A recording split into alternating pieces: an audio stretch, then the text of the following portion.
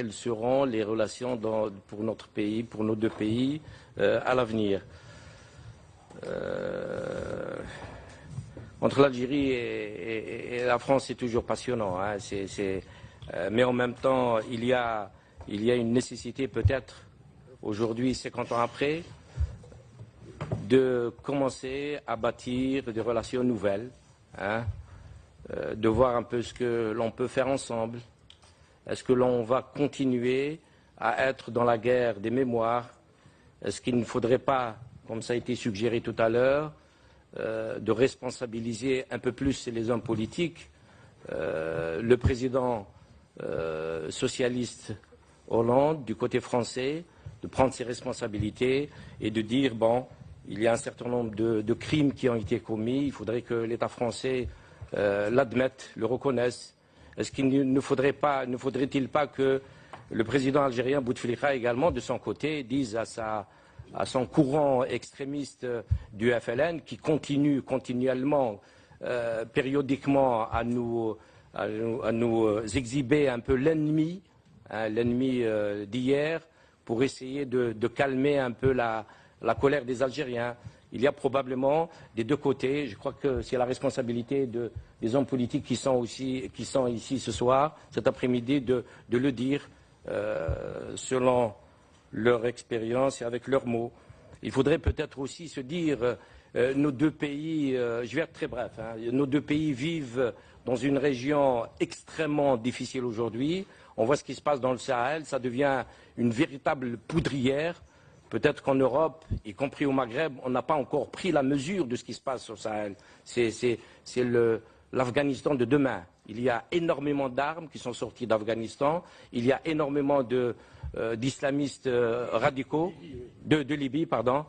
Et ça devient une zone extrêmement difficile à gérer. Il est peut-être de la responsabilité des deux pays de s'entendre à l'avenir et de coopérer pour que cette région se stabilise et plus de paix.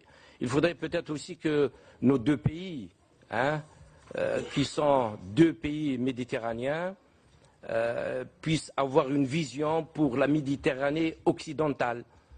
Elle n'existe pas entre l'Algérie, le Maghreb, la Tunisie, l'Espagne, la France et l'Italie. Il y a peut-être des choses à faire. Donc, sans tarder, je voudrais donner... je vais respecter tout simplement le programme que j'ai sous les yeux, que vous avez sous les yeux, et je voudrais donner la parole à M. Denis Bochart, dont j'ai apprécié la contribution d'hier sur le Monde, hein, qui a fait le point sur le vote actuel dans les pays arabes et la question des islamistes. M. Denis Bochart est diplomate, ancien président de l'Institut du monde arabe, et qui va nous parler justement de la relation France-Algérie, un partenariat incontournable. Vous avez 7 minutes. 7 minutes, bon. Je vais tâcher de respecter votre cadrage. Merci, je suis très heureux de participer à ces colloques. En fait, j'ai une relation très ancienne avec l'Algérie, qui a été en quelque sorte réactualisée il y a un peu de temps, parce que j'ai eu l'occasion d'aller en Algérie pendant 2 semaines et d'avoir des contacts, je dirais, en dehors de tout cadre officiel, parce qu'effectivement, auparavant, j'étais contraint de rencontrer telle personne qui avait des éléments de langage extrêmement précis. Moi-même, j'avais des éléments de langage également très précis. Là, j'ai pu, je dirais, être libre de mes mouvements, aller dans les rues, prendre des transports en commun, rentrer dans les boutiques, et donc avoir, si vous voulez, quelques impressions de voyage qui ont d'ailleurs, dans certains cas, confirmé, mais dans d'autres cas, je dirais, infirmé ce que je pensais de ce pays très, très attachant. Ce qui est très frappant, naturellement, quand on vient en Algérie, c'est la force des liens, compliqués d'ailleurs, une espèce de mélange d'attraction et de répulsion qu'il y a entre l'Algérie et la France, entre les Algériens et les Français.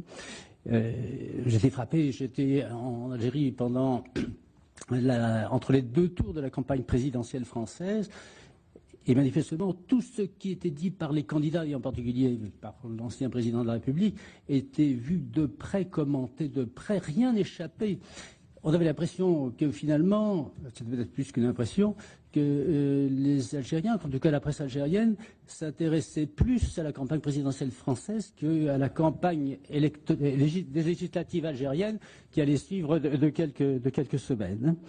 J'étais frappé de voir aussi à quel point, je dirais, la revendication de pouvoir sortir de l'Algérie, d'aller en Europe, de venir en France était forte. Il y a manifestement une fascination, y compris chez les jeunes, et je dirais surtout chez les jeunes, une fascination un peu fantasmée d'ailleurs, de venir en France, comme si le fait de venir en France pouvait régler tous les problèmes de la jeunesse algérienne. Et dans le même temps, effectivement, il y a une espèce de suspicion permanente, on prête à la France des arrière-pensées, on demande la repentance, la reconnaissance du génocide, etc., la condamnation du système colonial, etc. Donc des relations qui me semblent très fortes, mais qui s'expliquent, je dirais, par l'histoire. Effectivement, l'Algérie a été la colonie française qui a été occupée pendant plus longtemps, puisque 132 ans, qui s'est terminée par une guerre douloureuse pour tout le monde, douloureuse qui également, naturellement, pour la France. Moi, j'ai vécu cette période-là.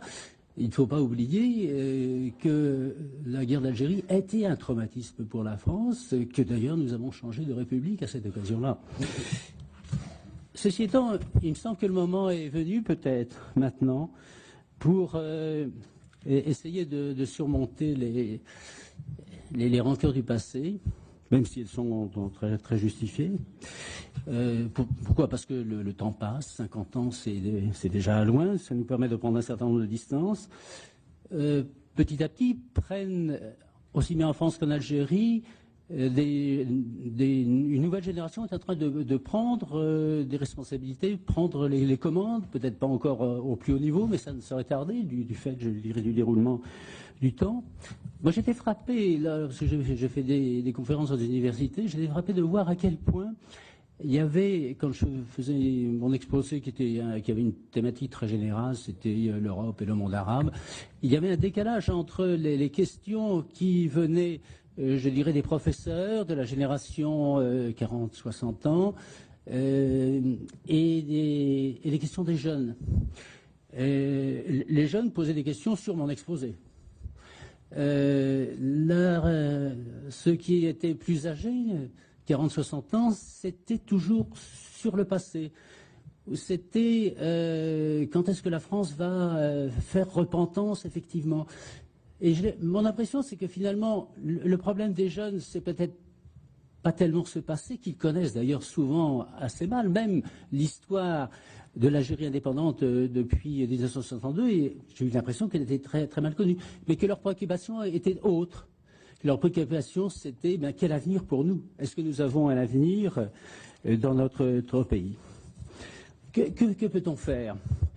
Moi, je crois qu'il ne faut pas oublier, et peut-être ceci a été dit ce matin, il ne faut pas oublier que l'Algérie est en France, reste en France, un problème de politique intérieure. Et de même, je pense qu'en Algérie, la France reste un problème de politique intérieure.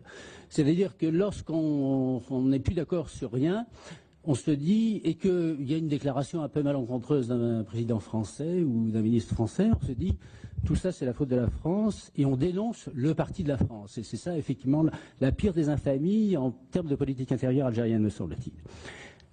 Notre objectif, naturellement, c'est d'essayer de dissiper le mur de la méfiance, essayer de dissiper cette espèce de sentiment qu'il y a toujours dans tout acte du côté français, des arrière-pensées réciproquement, qu'il y a essayé, non pas d'oublier le passé, mais plutôt d'essayer, je dirais, de tirer les leçons du passé pour être dans le présent et préparer l'avenir. Et il me semble qu'on peut le faire dans différents domaines. Dans le domaine politique, comme vous vous en souvenez, le président Chirac avait essayé de trouver le moyen de conclure avec l'Algérie ce qui avait été conclu dans le passé avec l'Allemagne, un traité de réconciliation. M. Blanchard, tout à l'heure, y a fait allusion. Et effectivement, la relation entre la France et l'Allemagne était une relation tragique pendant des siècles. En particulier, naturellement, pendant la dernière guerre mondiale. Toutes les familles françaises ont parmi leurs ancêtres des tués, des déportés, des fusillés, etc. Il y a encore 50 ou 60 ans, un sentiment anti-Bosch extrêmement fort en France. Ce sentiment a totalement disparu au niveau des jeunes, totalement. Et pourtant, je dirais, nous, Français, nous avions de quoi nous plaindre auprès des Allemands. Mais je pense qu'il y a eu une volonté politique au plus haut niveau, des deux côtés, pour aboutir à ce traité de réconciliation qui finalement fonctionne bien, quoi qu'on en dise, et comme on l'a vu encore récemment au niveau européen. Et donc, je pense qu'il faut essayer de reprendre cette idée qui, à l'époque, avait été torpillée aussi bien d'ailleurs en France, par les éléments qui étaient les plus hostiles et par ceux qui avaient encore la nostalgie du passé, mais également, d'autres le diront peut-être mieux que moi, en Algérie. Je pense aussi qu'il faut que du côté français, nous essayions de n'ouvrir plus aux jeunes. La politique de visa est un élément, je dirais, du contentieux franco-algérien qui continue, et à juste titre, me semble-t-il. Et il me semble qu'en particulier en faveur des étudiants, des gestes peuvent être faits. Et puis je pense que nous pouvons, là, on faisait allusion justement à la situation extrêmement préoccupante dans Sahel, peut-être trouver sur des sujets majeurs, sensibles, des coopérations conjointes. Et là, on sent qu'il y a encore de la méfiance. Moi, en lisant la presse algérienne pendant mon séjour, j'étais frappé de voir à quel point l'intervention française en Libye a été mal perçue et que justement, le début d'intervention au Mali était considéré comme une volonté néocoloniale française. Alors que je pense que tout ce stade est disparu. Sur le plan économique aussi, je pense qu'on peut faire mieux.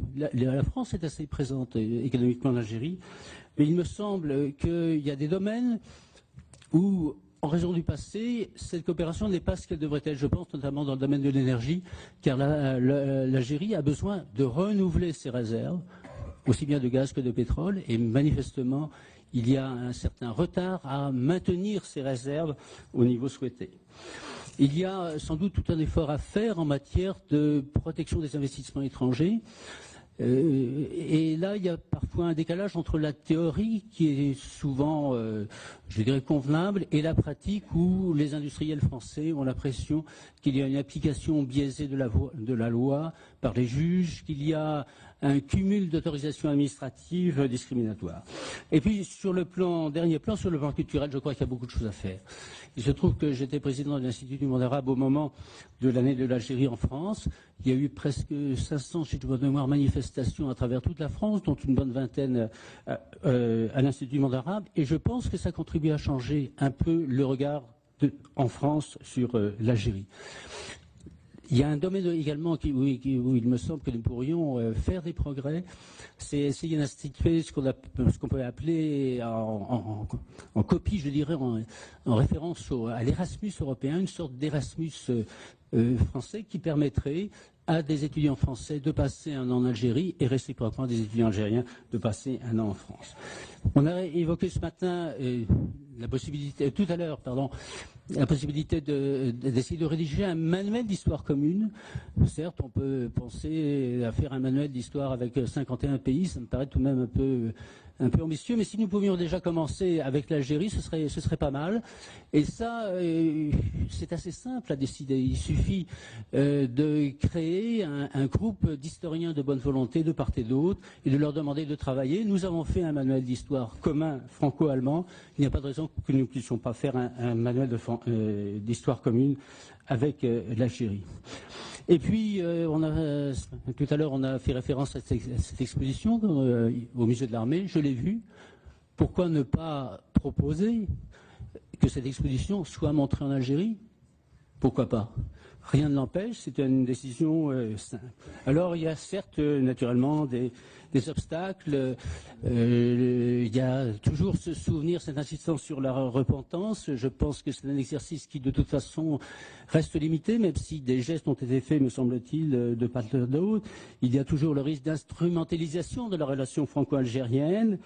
Il y a aussi parfois des désaccords de politique étrangère. Il est sûr que nos amis algériens nous reprochent ce qu'il leur apparaît comme un biais en faveur du Maroc, qui est tout de même leur meilleur ennemi, si j'ose dire.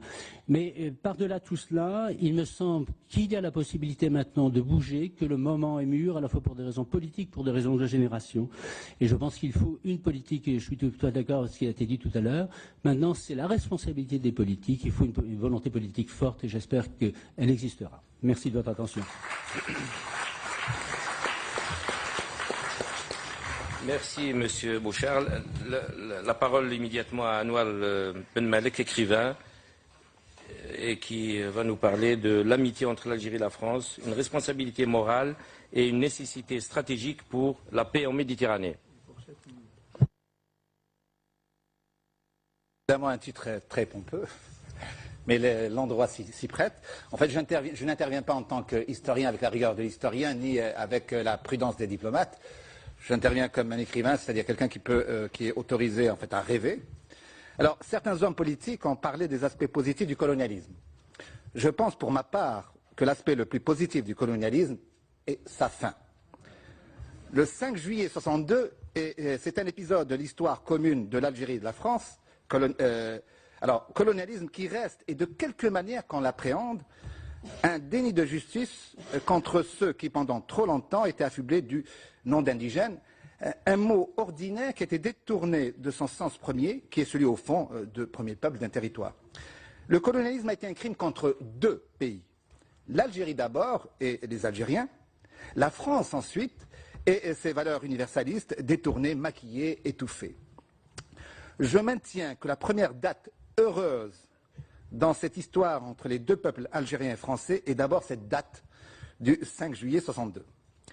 Si pour l'Algérie, cette date est heureuse par définition, parce qu'elle accède au statut d'État indépendant, la France devrait considérer cette date comme celle d'une guérison, celle de la maladie coloniale. Maladie, en effet, parce qu'elle a fait perdre la raison, entre guillemets, à la vraie France, celle du triptyque républicain, liberté, égalité, fraternité. Ne doit-on pas considérer comme une belle date la date de sa propre guérison? Le 14 juillet en France, par exemple, n'est-il pas fêté comme la fin de la maladie, pour poursuivre sur le même registre, de la maladie féodale, celle qui inscrivait comme allant de soi l'inégalité consubstantielle des êtres humains, en distinguant d'abord entre nobles et roturiers, entre hommes libres et serfs, etc. Le 8 mai 1945 n'est-il pas considéré par les Allemands démocrates comme la fin de la maladie nazie? Peut-être le moment viendra-t-il, laissez-moi rêver, où cette date du 5 juillet sera fêtée comme la grande fête de la réconciliation entre deux idéaux républicains. Ceux des Algériens aspirant à l'égalité et à la dignité de citoyens, ceux des Français mieux représentés à mon sens par des compatriotes comme Jean Moulin et Victor Schœlcher que par Massu, Bijard et Ossares. C'est vrai que les crimes ont été nombreux avant et pendant la guerre d'Algérie, que les Algériens nomment plus justement guerre d'indépendance. Crimes, par exemple, des premiers temps de l'occupation, des enfumades, de la spoliation des terres, de l'inégalité, de l'injustice inscrite dans le marbre du code de l'indigénat. Crimes des années 50, de l'armée française contre les villages algériens bombardés au napalm, la torture érigée en système dans les si mal nommés départements opérationnels de sécurité, les déplacements meurtriers de population, tout cela pour faire prévaloir une prétendue supériorité raciale qui ferait des conquérants de 1830 les propriétaires de droits divins de ce territoire béni par la géographie et la géologie qu'est l'Algérie. Crime également, ne l'oublions pas, de certains acteurs du mouvement indépendantiste contre leur propre population. Tant a pu être inflexible la volonté du FLN d'être le seul représentant de la volonté de liberté du peuple algérien. Crimes tels que ceux de Melouza, par exemple, des victimes de la bleuite et autres événements terribles du même genre. Crimes que l'Algérie officielle ne reconnaît pas jusqu'à présent, ignorant que la grandeur d'un pays adulte se reconnaît aussi à sa capacité de reconnaître ses erreurs. Que l'on ne s'y trompe pas, cependant, sur la nature de mes propos. Les crimes du colonialisme sont d'une toute autre ampleur. Et même les erreurs, les crimes, parfois, des combattants indépendantistes ne peuvent être utilisés pour rejeter les deux belligérants dos à dos. Si l'échec, jusqu'à présent, de l'Algérie à jouir d'une république démocratique, telle que promise dans les textes fondateurs de l'appel du 1er novembre 1954, est épatant, cela en aucun cas ne peut être utilisé pour discréditer le mouvement de libération algérien. Cet échec terriblement actuel a implanté des usages démocratiques dans la gestion de l'Algérie, cette prédation généralisée dont on a pu accuser à raison souvent beaucoup de hauts dignitaires algériens, tant civils que militaires, cette incapacité à sortir d'une gestion patrimoniale de l'Algérie est et reste une affaire intérieure algérienne. Il y a suffisamment de forces vitales en Algérie pour inéluctablement changer tôt ou tard cet état de fait. J'y crois profondément, malgré les années de terreur que l'Algérie a pu vivre dernièrement, malgré le désespoir qui a pu souvent nous saisir, malgré les 100 à 200 000 morts de la période récente. Nos deux pays ne sont plus des pays innocents. L'histoire, la sale histoire des hommes, les a déniaisés. Pays frontaliers, la mer Méditerranée en son XXIe siècle débutant ne suffit pas à séparer deux pays. Condamnés à se supporter, la France et l'Algérie devraient au contraire choisir de faire de leur terrible histoire commune et de leur proximité géographique un atout et choisir la voie de la grandeur. La signature d'un grand traité d'amitié et de coopération conçu par deux partenaires adultes, puissants, riches, ayant une connaissance précise des intérêts réciproques, intégrant le fait également que dans sa chair, une partie non négligeable de la population de l'un des partenaires est originaire de la population de l'autre partenaire, eh bien, c'est cela le but de ce grand traité d'amitié et de coopération. Transformer, sans tomber dans l'angélisme, les haines, les rancœurs, les malentendus, les peurs, en leur contraire, l'amitié, la compréhension, la coopération. C'est cela que devrait être le but de ce grand traité tant de fois remis à plus tard. Nos deux pays en sortiraient grandis et renforcés même dans leur sécurité. À mon sens, un grand traité de ce genre serait non seulement une exigence morale, mais aussi stratégique dans le sens le plus militaire du terme. Et je reprends les propos concernant, par exemple, le Mali et les autres pays de ce genre-là. Il est toujours temps de rêver.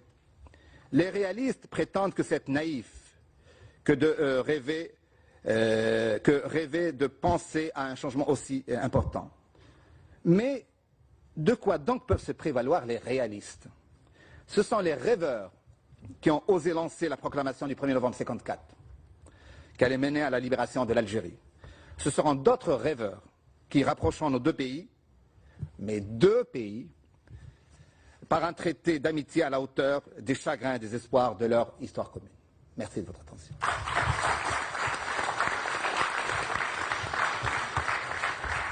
Vous constatez qu'il y a beaucoup d'optimisme par rapport au débat de ce matin et de début d'après-midi. Nous allons continuer dans cette voie en donnant la parole à M. Georges Morin, qui est né à Constantine, politologue, qui fait beaucoup pour la ville de Constantine, et qui va nous parler de la coopération franco-algérienne des territoires et des citoyens. Oui, merci beaucoup Omar. Simplement, pour me rattacher au thème qui a été choisi pour cette table ronde, Quelques mots introductifs, après je viendrai à ce que tu m'invites à évoquer. Je crois que quand on parle les leçons de l'histoire pour l'avenir des relations franco-algériennes, je crois que je vais être très rapide parce que beaucoup de choses ont déjà été dites. Je crois que la France en a besoin. La France a besoin de guérir de son passé colonial. Donc ça veut dire qu'il faut le connaître, il faut l'assumer, il faut en parler, il faut l'écrire. Et surtout, il faut, je pense, pour l'ensemble des enfants de France qui sont liés à l'Algérie, je pense d'abord à eux, qu'ils soient immigrés algériens, fils d'immigrés algériens, pieds noirs, harkis, juifs, toutes les composantes, toutes les populations de France qui ont des racines en Algérie, elles ont toutes besoin, je crois, de voir leur histoire, l'histoire de leur, j'aime pas le mot de communauté, mais enfin l'histoire de ces populations intégrées dans l'histoire de France, parce qu'elles font partie de ce pays, et trop souvent, c'est notamment le cas des enfants d'immigrés algériens, ils ne se reconnaissent pas dans l'histoire de France parce qu'elle les ampute d'une partie de l'histoire de France qui est aussi l'histoire de l'Algérie. Donc je crois qu'il y a un gros effort pour les enfants de France qui ont des racines au Maghreb, mais aussi pour l'ensemble des Français. Parce que si nous voulons vivre dans une société apaisée, une société réconciliée avec elle-même, il faut que tous les enfants de France, quelles que soient leurs origines, se retrouvent dans l'histoire qu'on leur enseigne. Je pense que c'est important pour la France. Je pense que c'est important pour l'Algérie, parce que l'Algérie, pendant 132 ans, elle a été victime d'un système colonial. On a suffisamment décrit ici les aspects horribles, indignes, liberticides. Mais surtout, je crois que la France a essayé, le système colonial français a essayé d'éradiquer toutes les racines culturelles de l'Algérie.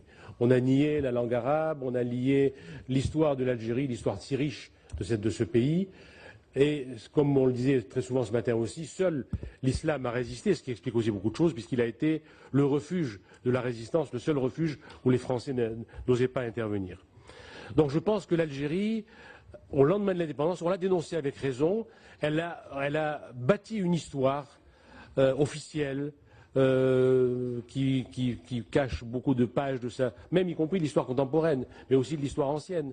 Rappelez-vous, il a fallu que Boutef, en 1999, enfin reconnaisse l'algérianité de Saint-Augustin ou d'Albert Camus. Je crois que l'Algérie a aussi besoin de retrouver toutes ses racines. Encore une fois, je pense que le prix des 132 ans de négation des cultures d'Algérie, fait par le colonialisme français, a fait que l'Algérie s'est réfugiée dans une histoire très compartimentée qui commence avec l'arrivée de l'islam et qui se termine en 1962. Et je pense que l'Algérie a besoin, là aussi, non seulement de se réconcilier avec la part française de son histoire, mais aussi avec toutes les pages antérieures, avec la phase turque, la phase romaine, et je pense que tout cela devrait aussi faire du bien à l'Algérie, et je pense que la France devrait y contribuer parce qu'elle est aussi responsable. Si l'Algérie s'est montrée si frileuse et si hésitante sur sa propre histoire, je pense que c'est dû aussi, je le répète, au fait que l'Algérie a été amputée de son histoire par les Français et que la France doit contribuer à lui rendre l'ensemble de son histoire. Voilà ce que je voulais dire, et surtout, donc pour l'Algérie, pour la France, c'est les leçons qu'il convient de tirer de l'histoire, et je pense aussi que les deux pays devraient être un peu, c'est une banalité de le dire, mais j'y crois tellement fort. Je pense que la France et l'Algérie devraient être, à l'instar de ce qu'est l'Allemagne, ce que sont l'Allemagne et la France pour l'Europe, le couple moteur qui devrait, tu l'évoquais tout à l'heure au début, la Méditerranée occidentale, qui à mon sens est la seule zone qui a une unité de civilisation, d'histoire, de population, être un peu le moteur d'une zone de prospérité, de paix, de justice autour de la Méditerranée occidentale. Voilà ce que je voulais dire en introduction. Alors simplement pour aller très vite sur un aspect des choses dont je m'occupe au niveau de Cités Unies France, c'est-à-dire le groupe Pays Algérie. Nous avons relancé en 1999 avec Bernard Stasi la coopération entre les territoires français et algériens, les villes, les départements, les régions. Nous l'avons fait à une période où les fenêtres de l'Algérie s'ouvraient, on reparlait de la francophonie, on reparlait de la coopération avec la France.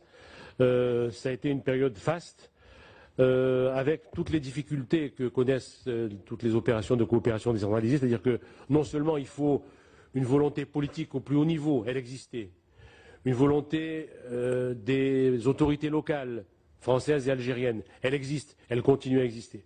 Mais aussi, il fallait que les populations de France et d'Algérie en aient envie. Et je veux le dire très brièvement, j'assistais encore hier soir à Nanterre le bilan d'un programme assez extraordinaire qui s'appelle, un nom un peu barbare, le PCPA, programme concerté pluriacteur. Évidemment, ce n'est pas des mots qui sont très réjouissants en eux-mêmes. C'est un programme franco-algérien qui permet par la volonté des deux gouvernements, et il fonctionne très bien. J'allais dire, il survit à toutes les crises franco-algériennes, qui permet d'aider tout le mouvement associatif algérien qui s'intéresse à l'enfance et à la jeunesse. On arrive à des choses extraordinaires, et je terminerai, je vais commencer par Constantine, je termine par Constantine, notamment l'expérience d'un ciné-club qui fonctionne à l'université de Constantine, qui a été fait entre Grenoble et Constantine, qui est une véritable bouffée d'air frais. On l'a entendu encore hier soir, les étudiants algériens de Constantine qui le disaient. Je pense que c'est dans ce travail très concret d'échange, de coopération entre les universitaires, entre les collectivités locales, entre les jeunesses de France et d'Algérie, que les deux pays vont pouvoir enfin se réconcilier. Je vous remercie.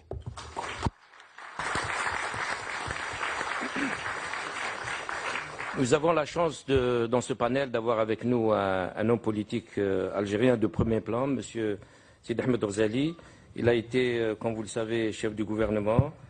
Il a lancé, dès les premières années de l'indépendance, avec d'autres responsables algériens, lancé Sonatrach. Il a participé à la création de Sonatrach. Il a été également ministre à plusieurs reprises, ambassadeur également ici à Paris. Et puis surtout, ces dernières années, il a été empêché de se présenter aux élections présidentielles en 1999 et en 2004. M. Orzali va nous parler à partir de son expérience d'homme d'État, comment capitaliser le passé pour un avenir meilleur. Merci, chers amis et frères. Merci, Monsieur le Président, pour le travail que vous faites à travers des réunions comme cela pour réfléchir ensemble sur l'avenir des relations algéro-françaises. C'est un travail qui est très noble. Et il est souhaitable qu'il se multiplie par 100 et par 1000 pour que la société civile, toutes tendances confondues, aide à éclairer l'opinion sur le lien concret, et qui n'existe pas encore dans tous les esprits, entre les intérêts de chaque Français, de toutes les couches sociales, et les relations avec la rive sud de la Méditerranée. Alors vous me demandez, mon cher ami, de parler de quel avenir, et vous me donnez 7 minutes, vous êtes bien bon. Écoutez, si vous ne m'aviez donné qu'une minute, j'aurais dit l'avenir, j'aurais paraphrasé Mao Tse-tung dans le livre rouge, l'avenir est radieux, mais le chemin est tortueux. Et je crois que ça s'applique parfaitement à nos relations. L'avenir est radieux, mais le chemin est tortueux. Pourquoi radieux? Parce qu'en fait, nous sommes des voisins. Nous sommes des pays voisins, ça a été souligné à juste titre avant moi. Et nous sommes des voisins qui ont en commun une partie de leur histoire. Et je crois qu'il faut se réhabituer à regarder nos relations, non point sous l'angle moral ou sous l'angle intellectuel, mais sous l'angle des intérêts de nos populations. Sous l'angle des intérêts de nos populations. Sont-elles satisfaisantes au regard de ce que nous pouvons faire ensemble, au regard de ce qui est? Je dis non. L'Algérie fait partie d'un ensemble qui est immédiatement au sud de la France, et si je m'en tiens au sud de la Méditerranée, si je m'en tiens à m'excuse, il faut que je démarre mon compteur, si l'on s'en tient uniquement à l'ensemble maghrébin. Et l'Algérie est une partie, même une pièce maîtresse avec le Maroc de l'ensemble maghrébin. On a affaire à un territoire qui est grand comme 4 fois les pays méditerranéens, les pays européens riverains de la Méditerranée. 4 fois. Une population qui est moins de la moitié. 100 millions, dont d'ailleurs 80% est constitué par le noyau dur que constituent l'Algérie et le Maroc. Alors, n'y a-t-il pas là une opportunité considérable pour mieux servir nos populations en augmentant nos échanges de toutes sortes, et notamment les échanges commerciaux et économiques. Est-ce que le peuple français n'a pas intérêt, ne gagnera pas beaucoup à ce que cet ensemble échange avec la France et avec l'Europe, au lieu des 60 ou 70 milliards de dollars actuels, 700 milliards de dollars. Et c'est possible. Et je crois que toute, disons, politique devrait se construire une stratégie. Alors, pour arriver à cela, est-ce de l'utopie? Moi, je parle ici en tant que témoin. C'est-à-dire, le hasard a voulu que j'ai assumé des responsabilités sur le terrain et qui m'ont été conduits à m'impliquer très fortement dans les relations internationales de l'Algérie, et notamment les relations entre l'Algérie et l'Europe. Bon, on parle beaucoup des handicaps et des difficultés, le chemin tortueux. Parmi ces handicaps, il y a bien sûr toutes les asymétries institutionnelles sur le plan de développement, etc.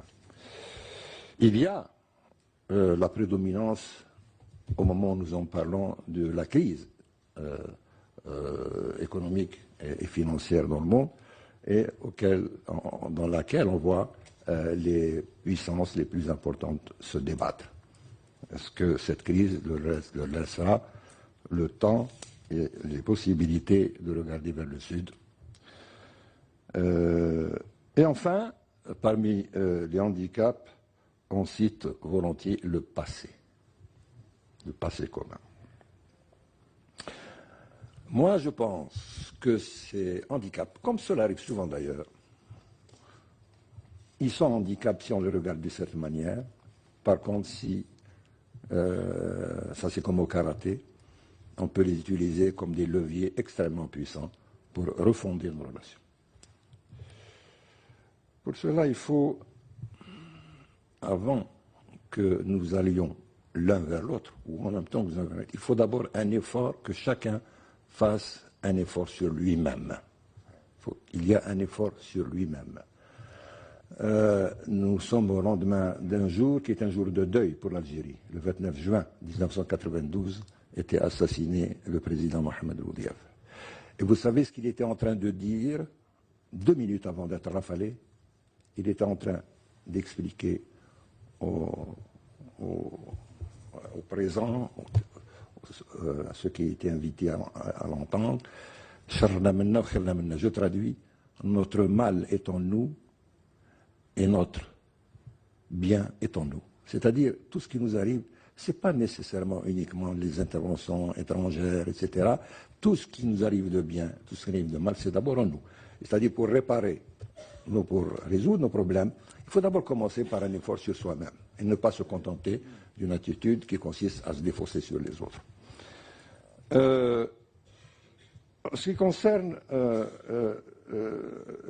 les Français aussi doivent faire un effort sur eux-mêmes. Ce n'est pas le même type d'effort parce que nous ne sommes pas dans les mêmes situations. Denis Bouchard a dit que les Algériens connaissent peut-être mieux la politique intérieure française. Évidemment, c'est normal, nous sommes plus petits, nous sommes moins forts, donc nous vous connaissons mieux que vous ne nous connaissez. Et il aurait pu dire aussi qu'il ne s'intéresse pas uniquement aux élections présidentielles, ils sont, avant beaucoup de Français, capables de vous donner les résultats entre l'OM et le PSG ou votre histoire. Alors, c'est dire que, ce qui concerne le passé, j'ai entendu parler d'apaisement. Ce n'est pas aussi tranché, je suis d'accord avec les 2 historiens qui m'ont précédé, ce n'est pas aussi tranché, il n'y a pas d'apaisement, il n'y a pas encore rien de là. Moi, en tout cas, ce que je connais du peuple algérien, à quoi on mesure l'apaisement? Si vous faites un vrai référendum en Algérie, eh bien, êtes-vous pour ou contre des relations importantes avec la France? 95% des Algériens répondront « nous sommes pour des relations importantes ». J'avais une discussion avec Jean-Marie Colombani l'année de la visite de Chirac en 2003, je crois, 2003 ou 2000, juste avant la guerre en Irak. Il avait reçu un accueil populaire et j'avais eu un entretien radiophonique avec Jean-Marie Colombani. Il m'a dit alors, cet accueil populaire, c'est les visas. J'ai dit, détrompez-vous. C'est un des accueils qui n'a rien à voir dans l'agite propre où les Algériens veulent vraiment des relations importantes et l'ont exprimé lors de la visite de Chirac. En plus de ça, il y avait la conjoncture qui faisait qu'il venait de prendre une position très forte contre la guerre, contre l'intervention en Irak, alors que le peuple algérien voyait son gouvernement silencieux devant cette situation. Alors, je vais vous raconter une anecdote, simplement personnelle. Du temps, jamais les relations entre la France et l'Algérie n'ont été aussi tendues et aussi violentes qu'avant et après les nationalisations pétrolières. Et à l'époque, je faisais partie, avant les nationalisations, de la délégation qui négociait avec la délégation française. Évidemment, tant que c'était des chiffres, etc., des histoires de chiffres auxquelles les gens ne comprennent rien, les Algériens étaient informés par la presse nationale. Je m'excuse auprès de Belhouchette, mais pour eux, la presse nationale, le journal unique, ne disait pas la vérité. Donc, à contrario, ce que disait Europe 1, oui, ça je me taire, ce que disait Europe 1, etc., c'était la vérité. Et donc, nous passions aux yeux de l'opinion algérienne comme des mauvais coucheurs. Parce que la presse française disait ce sont des mauvais coucheurs. Et un jour, ma mère, qui ne pouvait pas être contre son fils, m'a dit, mon fils, mais pourquoi vous êtes méchant avec les Français? Arrangez-vous avec eux. Arrangez-vous avec eux. Et c'est ça qui me fait dire que les Algériens sont pour des relations importantes.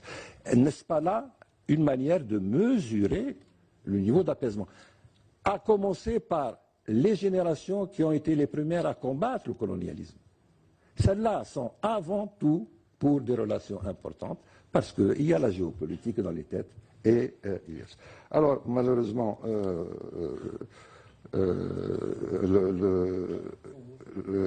je vais conclure. Je voudrais simplement dire qu'il faudrait se fixer toujours une stratégie et un but. Et en fonction de ce but, c'est-à-dire comment faire de nos partenaires du sud de la Méditerranée des gens qui sont aussi intéressants que nos voisins européens. Et là, c'est une zone qui n'est pas sans ressources. Et vous avez au moins 3 domaines où on peut faire des choses formidables ensemble. L'eau, l'énergie, qui sont les 2 plus importants facteurs de production et la source de vie, et l'environnement. Et sur cette base, et avec, disons, les capacités innovatrices en Europe, les progrès qui ont été faits en matière de non-dilapidation des ressources, d'économie d'énergie, d'économie des ressources naturelles de la planète, etc., il est possible de faire de cette zone, dont l'Algérie est certainement une pièce maîtresse, un moyen pour les Européens, et les Français notamment, même d'apporter des solutions à leurs propres problèmes. Je vous remercie.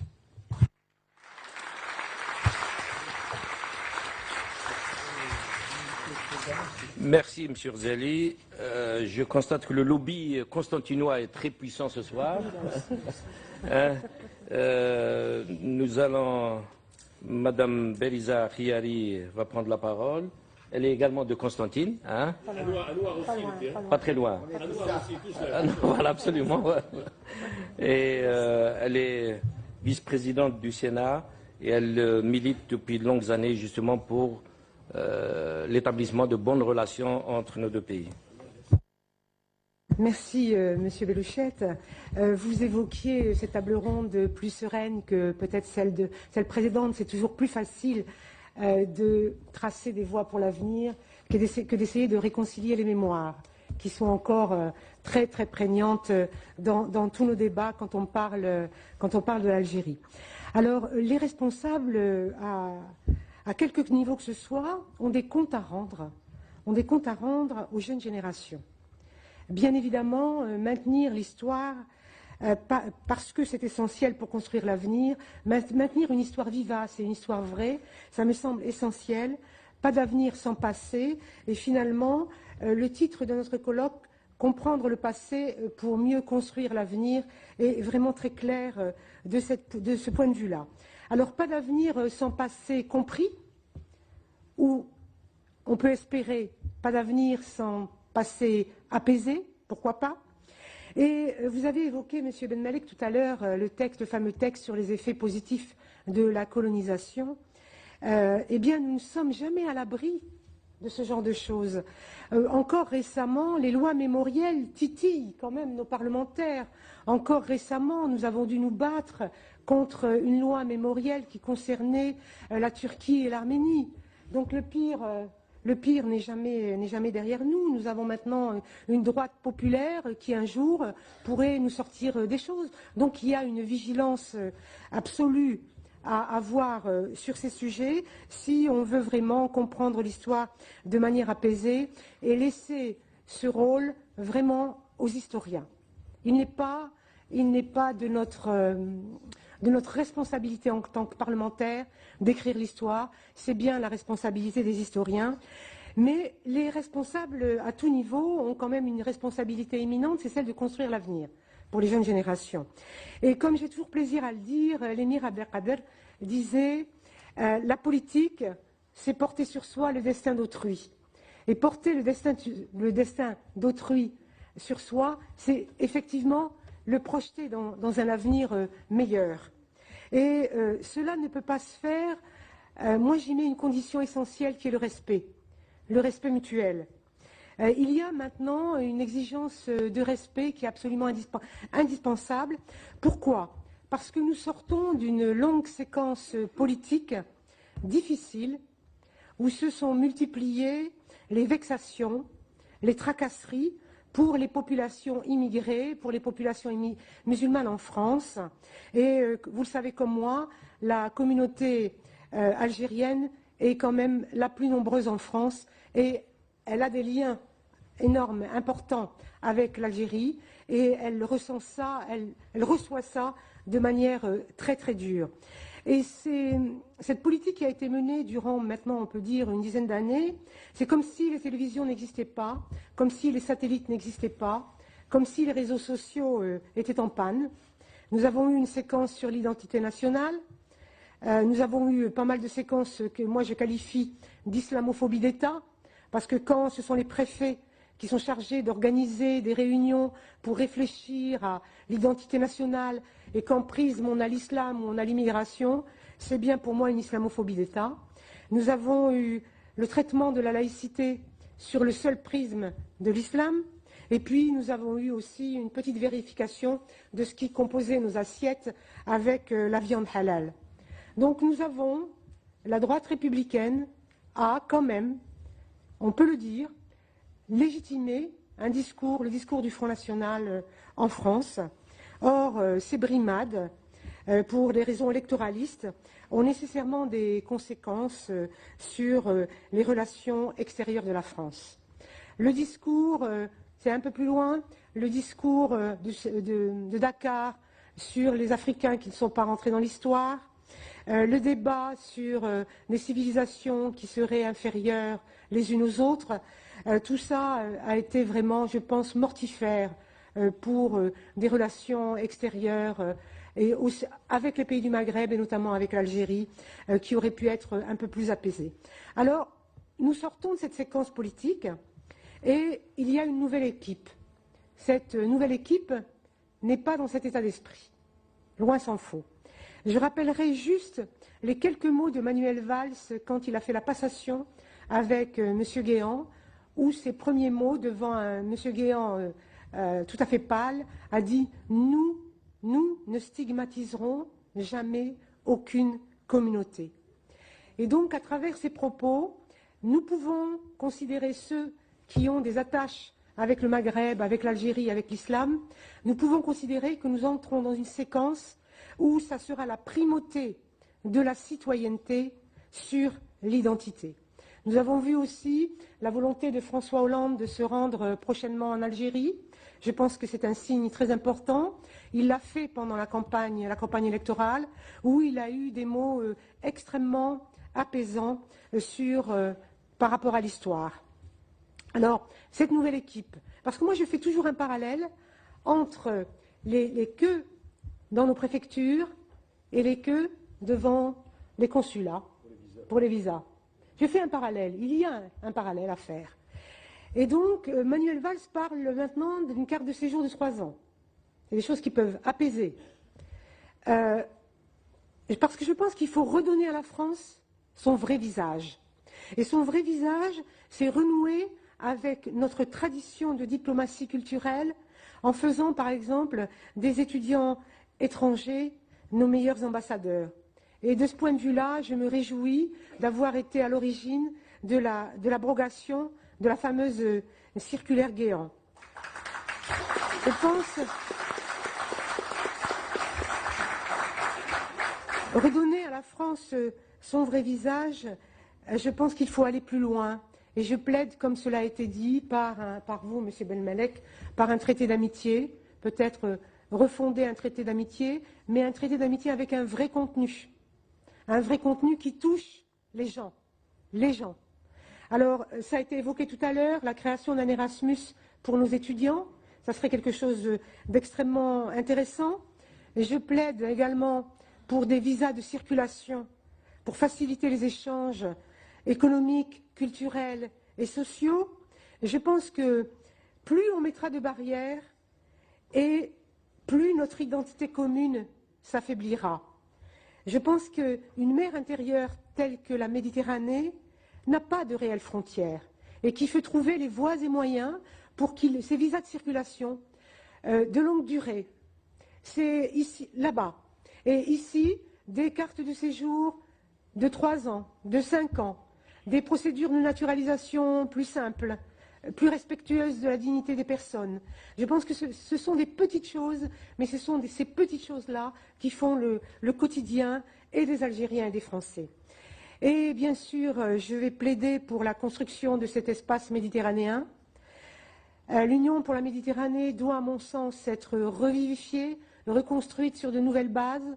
Je pense que nous, Français, nous avons un intérêt immédiat, nous ne sommes pas les Allemands, nous avons un intérêt immédiat vers le sud, alors que les Allemands ont plus un prisme vers l'est.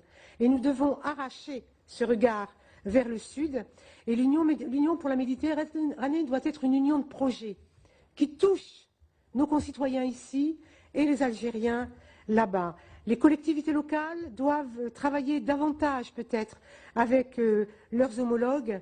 Et puis, je plaide aussi pour la construction d'un espace régional maghrébin, l'Union pour un Maghreb uni et fort, pour négocier avec la rive nord et que ces négociations se fassent gagnant-gagnant, parce que quand on est fort, quand on est solide, les relations sont plus faciles.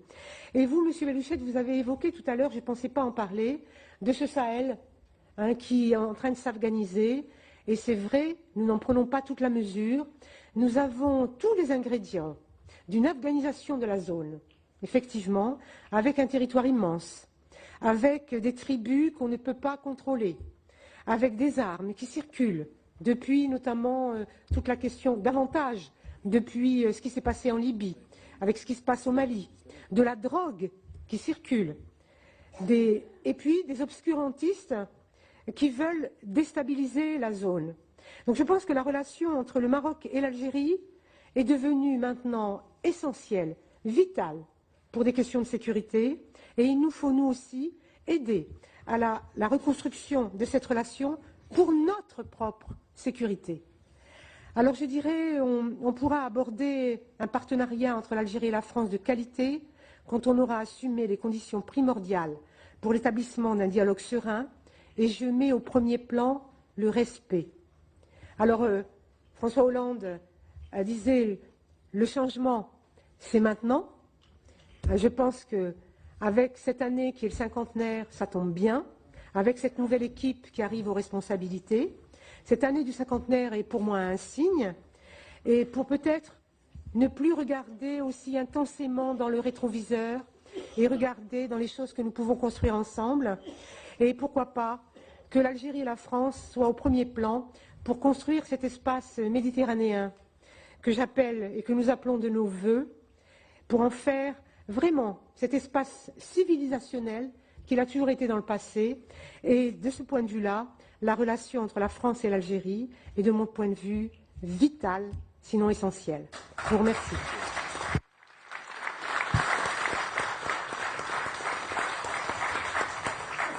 Merci Madame Khiari. Je pense que c'est le programme de Monsieur Hollande là, qui est...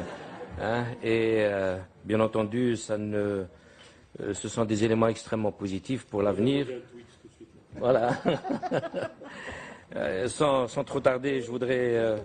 je crois qu'on est dans le temps, hein, Monsieur le Président, et je voudrais donner la parole à Monsieur Chevènement, un homme très apprécié en Algérie. Vous étiez ancien ministre, vous étiez ministre, vous êtes actuellement vice-président de la Commission des Affaires étrangères du Sénat, et vous présidez, bien entendu, l'association France-Algérie. À vous.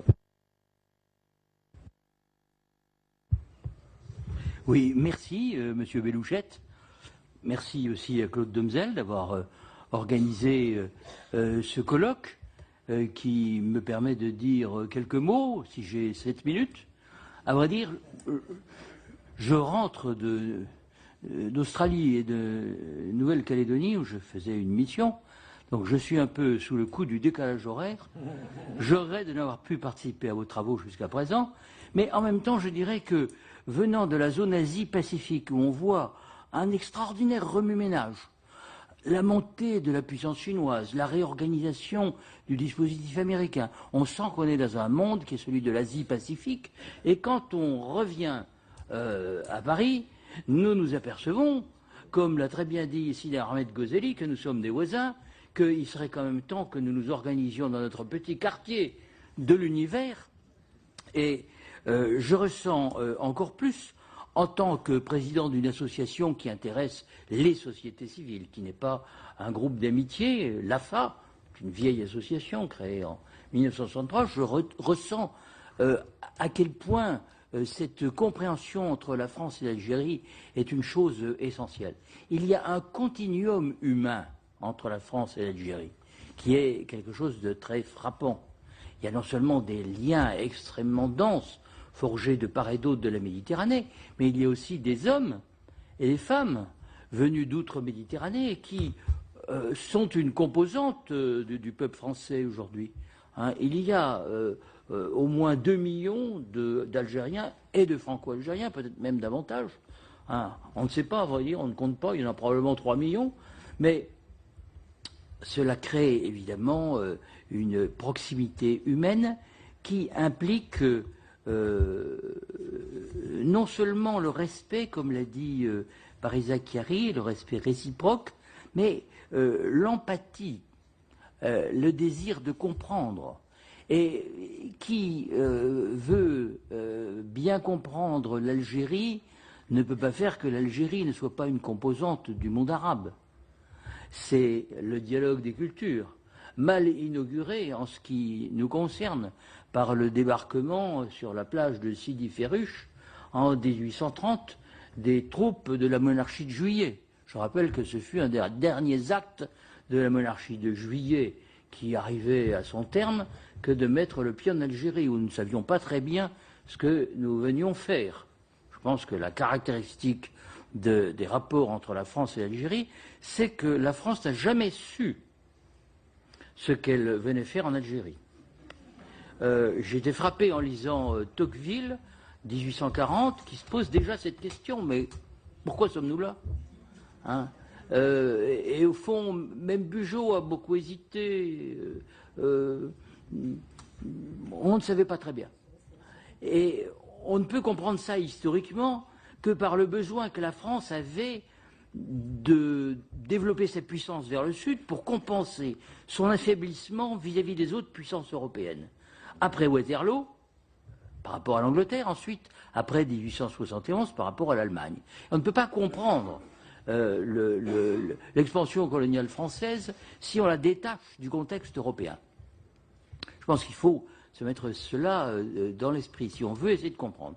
Et si on veut regarder du côté de l'Algérie, il faut prendre une dimension plus vaste, le Maghreb, et même le monde arabe, peut-être l'Afrique, peut-être davantage même. Charles de Gaulle disait que l'Algérie est pour la France la porte je ne sais pas s'il disait du Sud ou du tiers-monde. Toute politique africaine de la France passe par la porte étroite de l'Algérie. Voilà. Toute politique africaine de la France passe par la porte étroite de l'Algérie.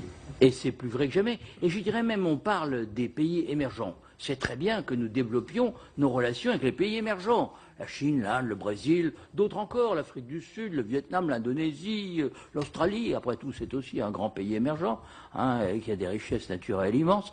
Mais il y a un pays émergent qui est à nos portes, qui est en face de nos côtes, à 800 km, c'est l'Algérie.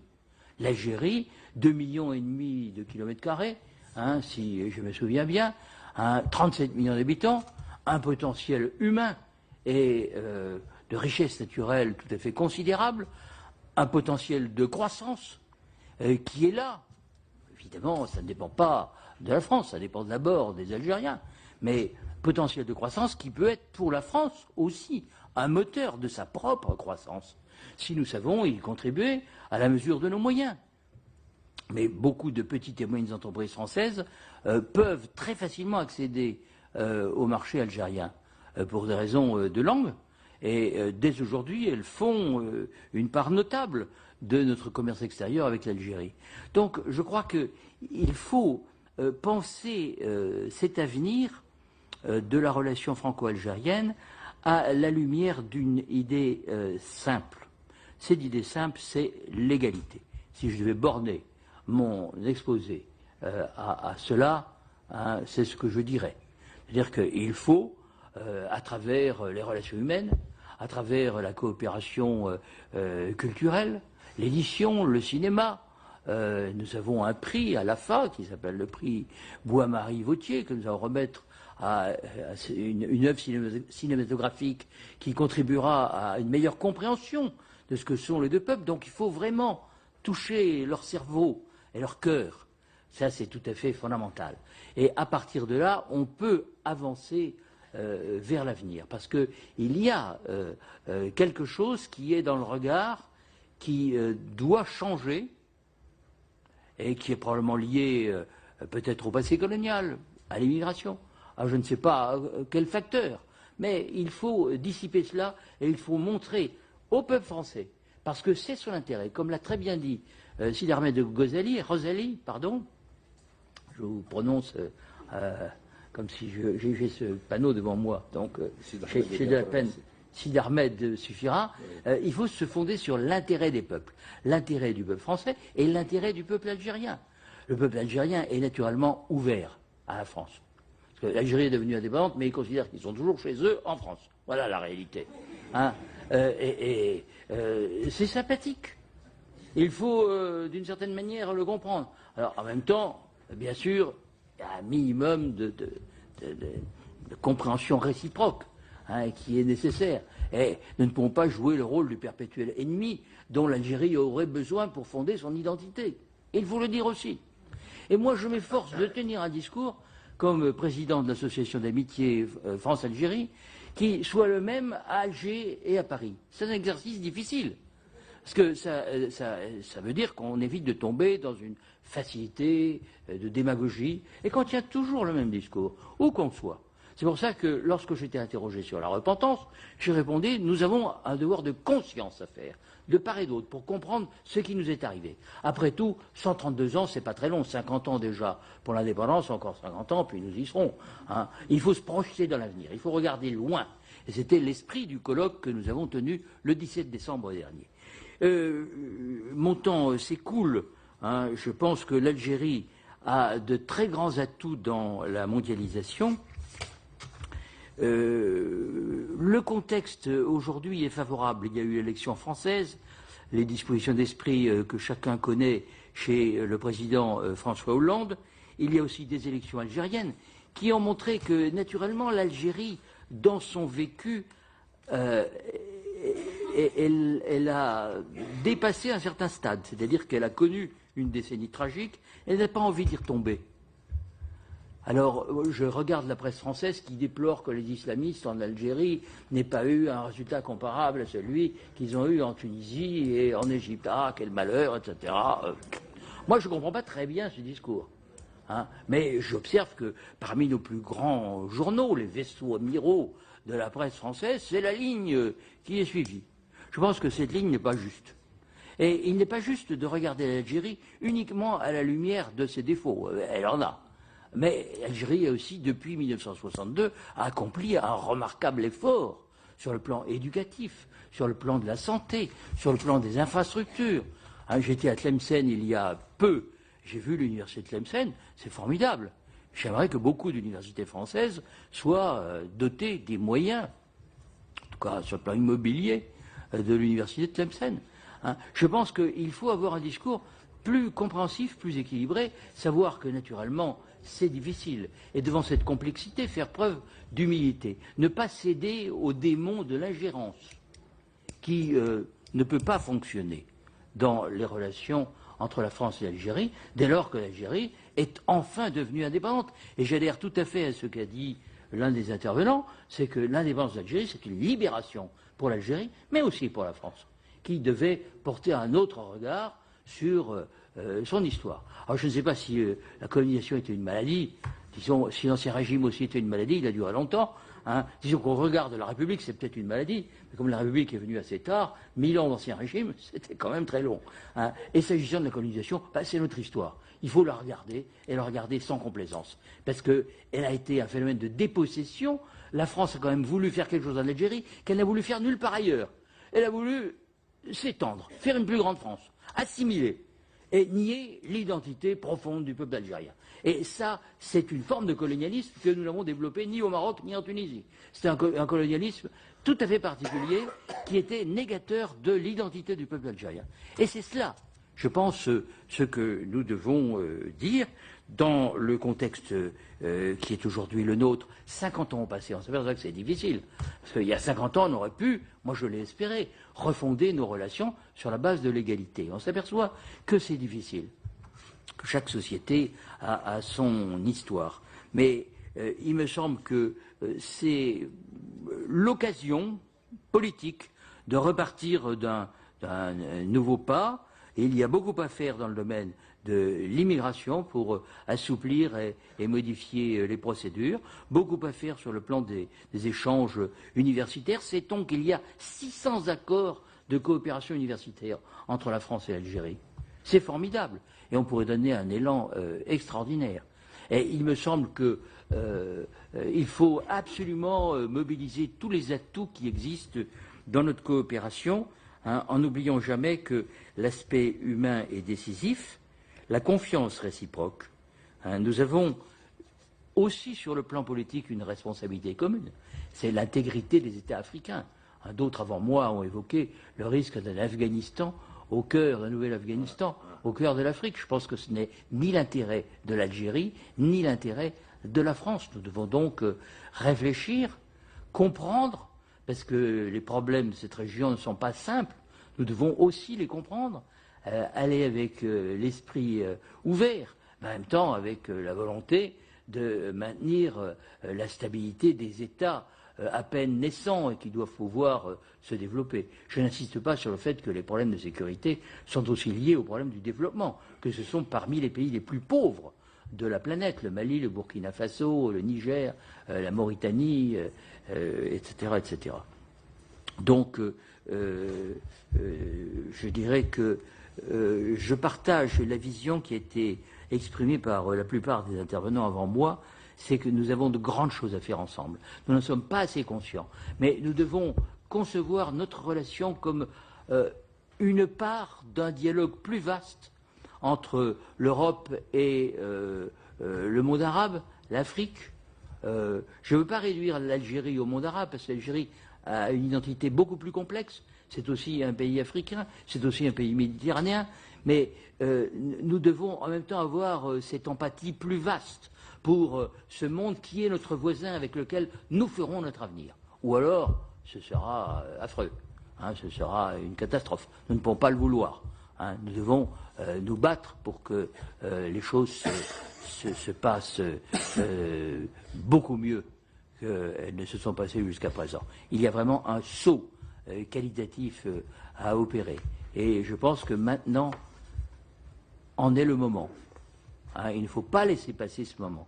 Le risque serait de laisser passer les mois, puis rien ne se passerait. Il faut prendre des initiatives.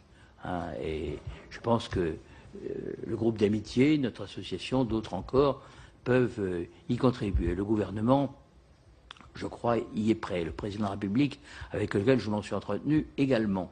En même temps, chacun a son rythme, ses problèmes. Il faut respecter tout cela. Encore une fois, beaucoup d'humilité dans l'approche, parce que le problème n'est pas simple. S'il était simple, on s'en serait aperçu. Voilà 50 ans qu'on s'aperçoit que c'est très compliqué. Et il faut l'aborder, je dirais, et ce sera mon dernier mot, avec le sentiment que il ne faut jamais désespérer, même quand on essuie des déconvenus. Il faut toujours penser que la page peut se tourner et qu'une autre plus brillante, plus lumineuse peut s'ouvrir. Mais ce n'est pas une raison pour ne pas essayer de faire un grand bond vers un avenir qui répond à l'intérêt du peuple algérien comme à celui du peuple français. Merci de m'avoir écouté.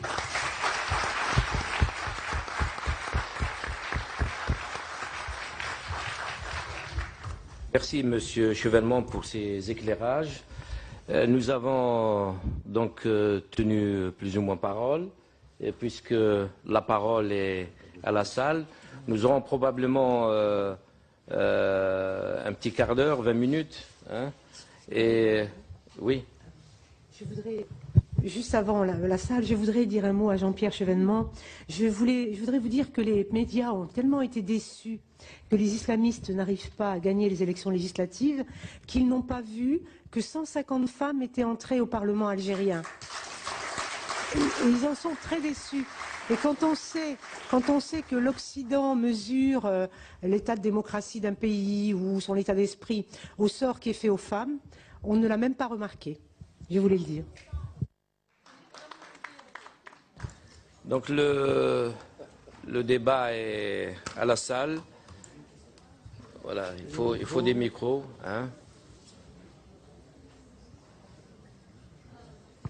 Oui, je voudrais rebondir très vite. Il y a pas mal de choses à dire, mais je dirais juste une chose. Un jour, j'ai rencontré un homme.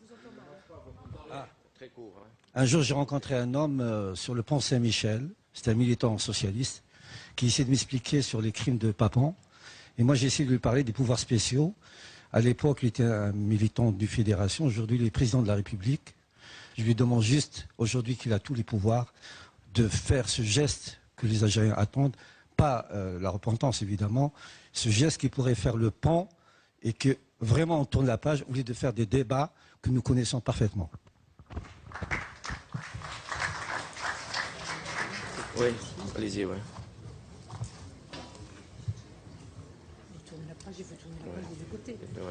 Merci. Ma question s'adresse à M. Sidi Ahmed Ghazali et à M. Jean-Pierre Chevènement. Je voudrais savoir, est-ce que l'alternance au pouvoir en France entre la droite et la gauche Ma question s'adresse à M. Sidi Ahmed Ghazali et à M. Jean-Pierre Chevènement. Je voudrais savoir, est-ce que l'alternance au pouvoir en France, de la gauche et de la droite, n'influe pas sur la politique internationale, particulièrement avec l'Algérie? Et c'est ce qui expliquerait, je pense, les relations en dents de scie depuis l'indépendance à aujourd'hui. Est-ce qu'il n'y aurait...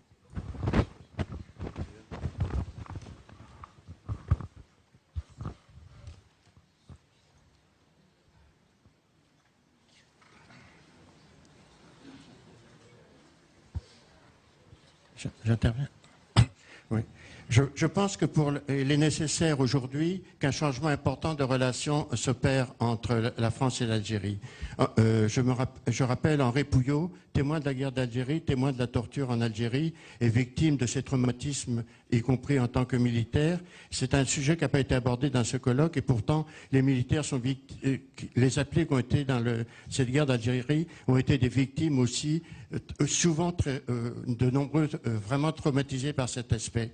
Et je pense qu'il faut une volonté politique affirmée et sur des principes concrets pour établir de nouvelles relations. Et il me semble qu'il ne faut pas seulement des excuses ou une repentance qui est notoirement insuffisante, ni une vision apaisée des relations, mais une condamnation très ferme et très claire des crimes qui ont été commis pendant toute cette période et une reconnaissance et quelque chose de très fort dans ce domaine. Et je pense que le gouvernement s'honorerait pour le 5 juillet prochain, justement, de faire un geste très fort de publication de quelque chose de ce genre pour le 50e anniversaire de la fête de l'indépendance. Et je voudrais poser une question à Jean-Pierre Chevènement. Pourquoi, dans sa ville, il a inauguré une rue du colonel Jean-Pierre, ce militaire aussi sanguinaire, qui est un des 4 militaires responsables de l'assassinat de l'avocat Ali Boumediene, et pourquoi, dans des signes de ce genre-là, des gens de gauche peuvent aller à des atrocités de ce genre. Je trouve ça inacceptable. La dame qui veut poser une question. Voilà. Alors en fait, je souhaite m'adresser à Monsieur Rouzali, c'est par rapport à ce que vous avez dit. Vous avez dit que les Algériens sont pour des relations importantes avec la France, mais je pense qu'il ne faut pas qu'un désir d'établir une relation importante, qu'il faut un travail de fond. Et le travail de fond, c'est essentiellement l'école.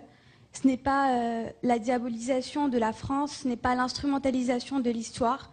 Il faut vraiment revoir les programmes scolaires et il faut accepter l'histoire commune, les événements historiques et puis aller de l'avant.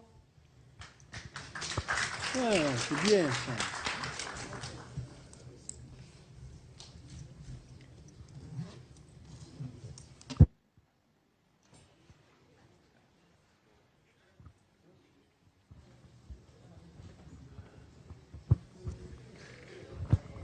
Oui, dans la suite de ce qu'a dit Henri Pouillot tout à l'heure, je trouve qu'il serait très important que le gouvernement politique actuel, dont certains des représentants sont à la tribune, veille à ce qu'on arrête les commémorations d'OAS dans le milieu de la France avec des monuments. Parce qu'on en a parlé tout à l'heure, mais il s'en passe quasiment tous les jours.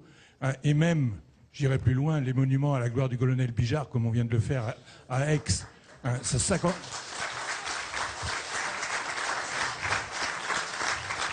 Il y a eu un premier geste, je le reconnais, le préfet à Perpignan a interdit une manifestation dans le cimetière à la gloire de criminels de l'OAS, mais pendant ce temps-là, dans un village, je crois, de Savoie, au Haut-de-Savoie, le préfet laissait faire.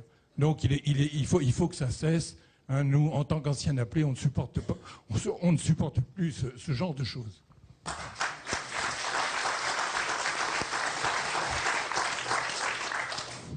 Ça marche ou pas? Oui, bonsoir tout le monde. Voilà, moi je suis Raïm Riziga, je suis assez content de ce débat. Je vois qu'il y a une véritable volonté qu'il y ait quelque part des démarches pour qu'il y ait une réconciliation entre les deux peuples. Pourquoi? D'abord, simplement, je vais être bref, je suis un Algérien, j'ai été arrêté à l'âge de 17 ans. Je dis bien à 17 ans en France, à Saint-Étienne, et donc j'ai fait effectivement le camp du Larzac, et voilà. Et aujourd'hui, parce qu'on a une responsabilité par rapport à nos enfants, puisqu'on parle beaucoup de nos enfants, de militer pour cette réconciliation. Donc je milite pour cette réconciliation et je souhaiterais, je proposerais à tous les gens qui se réclament aujourd'hui de la composante algérienne, qu'ils soient juifs, chrétiens, pieds noirs ou des gens quelque part qui ont un lien avec l'Algérie et la France, de constituer un comité pour cette réconciliation et maintenant. Et nous nous lançons à travers l'association qui prépare ce forum sur justement l'amitié. Je lance un appel, puisqu'il y a 2 associations ici présentes, France-Algérie et le groupe d'amitié, qu'on puisse ensemble, réfléchir pour se lancer cette idée noble de la réconciliation entre les deux peuples. Merci.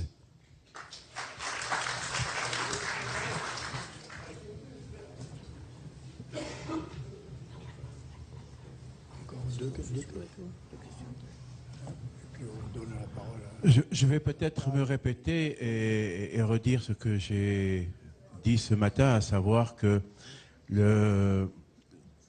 ceux qui étaient là ce matin et vous aussi, vous étiez indispensables pour que nous puissions réfléchir aussi, parce qu'il ne suffit pas d'organiser des colloques, il faut que nous puissions repartir chez nous et pouvoir dire aux nôtres, à ceux qui sont dans les quartiers, qui sont au bureau, que tout est possible.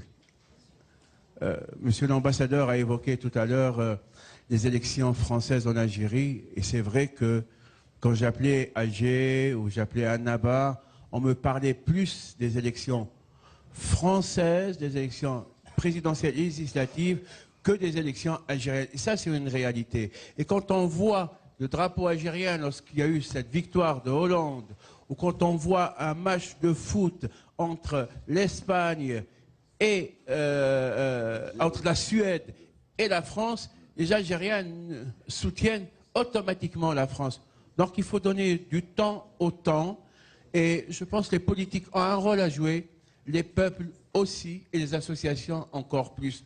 Donc moi je voudrais qu'on se donne rendez-vous, peut-être l'année prochaine, pour faire le bilan de ce colloque et voir qu'est-ce qui a été fait entre-temps, qu'on ne se contente pas simplement de se rencontrer, mais d'avancer aussi bien sur le problème des harkis que sur d'autres problèmes, parce que la mémoire, elle est collective, et ça, c'est vraiment formidable. Moi, je suis très heureux d'être parmi vous aujourd'hui.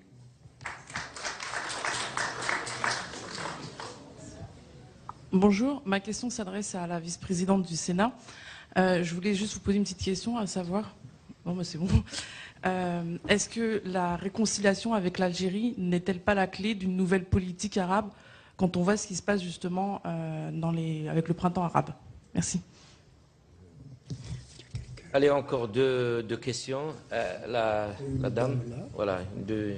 Ouais. Madame. Un, deux. Oui, moi je reviens juste sur deux termes, le changement, la volonté politique. Et je pense que c'est le moment d'en profiter pour construire cette volonté politique. C'est vrai que là, on passe, après les 5 ans de bling-bling qu'on a vécu, j'allais dire c'est le moment de construire cette volonté politique. Et les 3 axes qu'on avait cités tout à l'heure avec la coopération, à savoir les 3 points, l'énergie, l'eau et l'environnement, je pense que c'est la meilleure façon. Concrètement, c'est comme ça qu'on peut construire ce voisinage, qu'on le veuille ou non. On est condamné à vivre ensemble, et la meilleure façon de faire la réconciliation, de faire, j'allais dire, cette amitié, c'est par le terrain. Et je pense que là, par des faits concrets, et c'est comme ça qu'on peut élaborer et ultérieurement. Ça ne veut pas dire qu'on laisse de côté le côté culturel, le côté historique, le côté philosophique, etc. Mais je pense que c'est le concret. Cette amitié-là, elle se fait par la construction mutuelle des 2 pays. Oui, bonjour, je m'appelle Oumi Mikidash, je suis journaliste et j'ai une question en direction de vous tous. Vous avez parlé du rôle de la jeunesse, de l'éducation, de la place de l'Algérie en Afrique. Ma question est plutôt liée à l'environnement, puisque M. Sidi Ahmed Ghazali en a parlé. Y a-t-il dans tout ce que vous faites avec l'Algérie, entre la France et l'Algérie, des projets en direction justement de la formation des jeunes Algériens sur les questions environnementales? Parce que j'ai vu justement qu'il y avait un problème au niveau de la formation, au niveau technique. Il y a un manque en Algérie de techniciens et d'ingénieurs. J'aimerais savoir si vous avez justement, puisqu'il y a les infrastructures vous avez dans vos projets l'intention de former vos jeunes justement dans tout ce qui concerne l'environnement. Merci. On va laisser peut-être aux intervenants de dire quelques mots sur ces interrogations, mais il y a eu beaucoup plus de commentaires, donc allant dans le sens d'une amélioration des relations. Madame Khiari, peut-être? Oui, je veux bien. Oui, vous avez évoqué la question du regard. Bah, évidemment que le regard a changé là, depuis le 6 mai. Je veux dire que c'est facile. C'est vraiment facile par rapport à ce qui s'est passé depuis 10 ans. Franchement, c'est pas difficile de faire mieux. Pas difficile de faire mieux. Et je pense qu'on va aller assez loin. Je pense qu'on va aller assez loin. Laissons l'équipe se mettre en place. Écoutons dans quelques jours le discours de politique générale du Premier ministre et puis nous verrons. J'en viens à ce que monsieur a dit tout à l'heure sur l'élection française qui a beaucoup mobilisé les Algériens. Moi, on m'a dit qu'à 20h, il y a eu une clameur dans Alger, comme si les Algériens avaient marqué un but dans un match de foot comptant pour une Coupe du Monde. C'était à ce point important. Donc c'est pour ça, c'est la raison pour laquelle j'ai évoqué tout le rapport du gouvernement français avec les populations immigrées qui fait résonance en Algérie et ô combien importante. Alors, Madame a évoqué, est-ce que les relations franco-algériennes peuvent servir dans le rapport au printemps arabe? Évidemment, c'est des relations difficiles. Mais elles peuvent être exemplaires et on peut construire des relations exemplaires à partir de la difficulté que nous avons vécue pendant 50 ans. Et ça peut servir de socle, ça peut servir d'exemplarité pour les relations avec le monde arabe. Georges, quelques mots. Oui, de manière très très concrète, parce que je ne peux pas ne pas laisser passer ce colloque sans le dire. Je crois que il y a deux choses qui me choquent tellement depuis 10 ans et plus. C'est quand on va à la préfecture de police de Paris. Les queues, les chaînes, comme on dit chez nous, invraisemblables. Jean-Pierre, hein, tu avais lutté. Alors. Pour avoir les cartes de séjour, c'est indigne.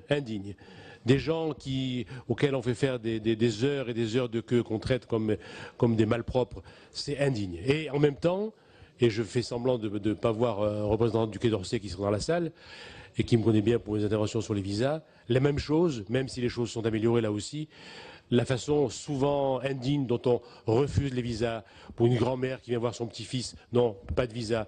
Je veux dire, si dans les...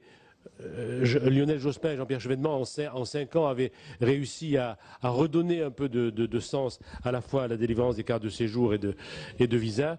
J'espère, je prie le ciel que dans les 5 ans qui viennent, on n'aura plus à se plaindre de la façon dont on traite les Algériens en Algérie et en France quand ils viennent pour les cartes de séjour ou pour les visas. C'est un vœu. Georges, je suis tenté de te dire, les socialistes, tu es un membre influent de ce parti, vous êtes au pouvoir, vous avez tous les pouvoirs. Maintenant, nous attendons cette nouvelle politique. Voilà. Ouais. Anwar Abben Malik.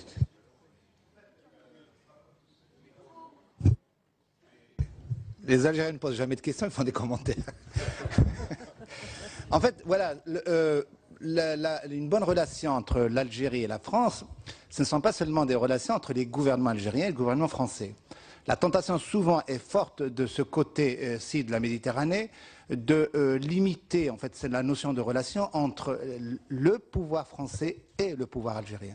Or, le pouvoir algérien n'est pas ce qu'on peut appeler le meilleur représentant de la population algérienne. Je veux dire, donc ne pas limiter ces histoires de relations entre voilà, les deux pouvoirs, un peu à la manière dont on concevait les relations, par exemple, entre le Congo et l'Algérie et la France, ou etc., etc. Je veux dire, donc voilà, ne pas oublier que les Algériens, c'est d'abord tout un peu, ce n'est pas le pouvoir algérien. Monsieur Bouchard, on a parlé de l'Afrique, il y a eu des questions sur l'Afrique, donc ça a été... Et puis aussi on a parlé du vote des islamistes et sa relation, ses conséquences, ses éventuelles conséquences sur la relation entre l'Algérie et la France. Oui, enfin je pense... Pardon. Oui, oui, je ne pense pas que le problème se pose dans les mêmes termes en Algérie et dans un pays comme l'Égypte où les mouvements islamistes, en particulier les frères musulmans, ont réussi à avoir une très large majorité qui d'ailleurs débouche sur un certain nombre de déceptions de la part de la population, ce qui montre qu'aucune force politique, en particulier les mouvements islamistes, n'ont, je dirais, la panacée universelle pour régler les graves problèmes qui existent actuellement dans le monde arabe. Simplement pour faire écho aux commentaires, aux questions qui ont été posées, moi ce qui me frappe, c'est que je pense qu'il y a un consensus pour constater qu'il y a un climat favorable à ce que la page soit enfin tournée et que le moment est sans doute opportun. Peut-être ce moment sera le voyage du président de la République cet automne. Je crois que le président Hollande connaît bien l'Algérie puisqu'il y a séjourné comme stagiaire lorsqu'il était à l'École nationale d'administration. C'est un pays qu'il connaît, je crois, avec lequel il a toujours conservé des liens amicaux. Et je pense que ce serait très important qu'un geste fort puisse intervenir à ce moment-là. Monsieur Ouzali, je crois qu'un certain nombre de questions vous ont été adressées. Allez-y. Merci Omar. Mon nom a été, j'ai été interpellé pour la question suivante. Est-ce que l'alternance au pouvoir n'est pas à même d'influer négativement sur... Alors là, je dirais oui et non, et voici pourquoi. En fait, l'ennemi principal de tout développement des relations entre l'Algérie, un pays comme l'Algérie et la France, c'est ce que j'appelle le court-termisme ou la réelle-politique. C'est-à-dire, tous nos problèmes ne peuvent être résolus dans le cadre de stratégies à long terme. Or, dans une démocratie, même dans une dictature, on n'aime pas le long terme. Bon, il y a donc ces échéances électorales qui, effectivement, constituent un handicap, surtout quand il y a un pouvoir qui n'a pas de vision. Je ne crois pas que c'est une histoire droite-gauche.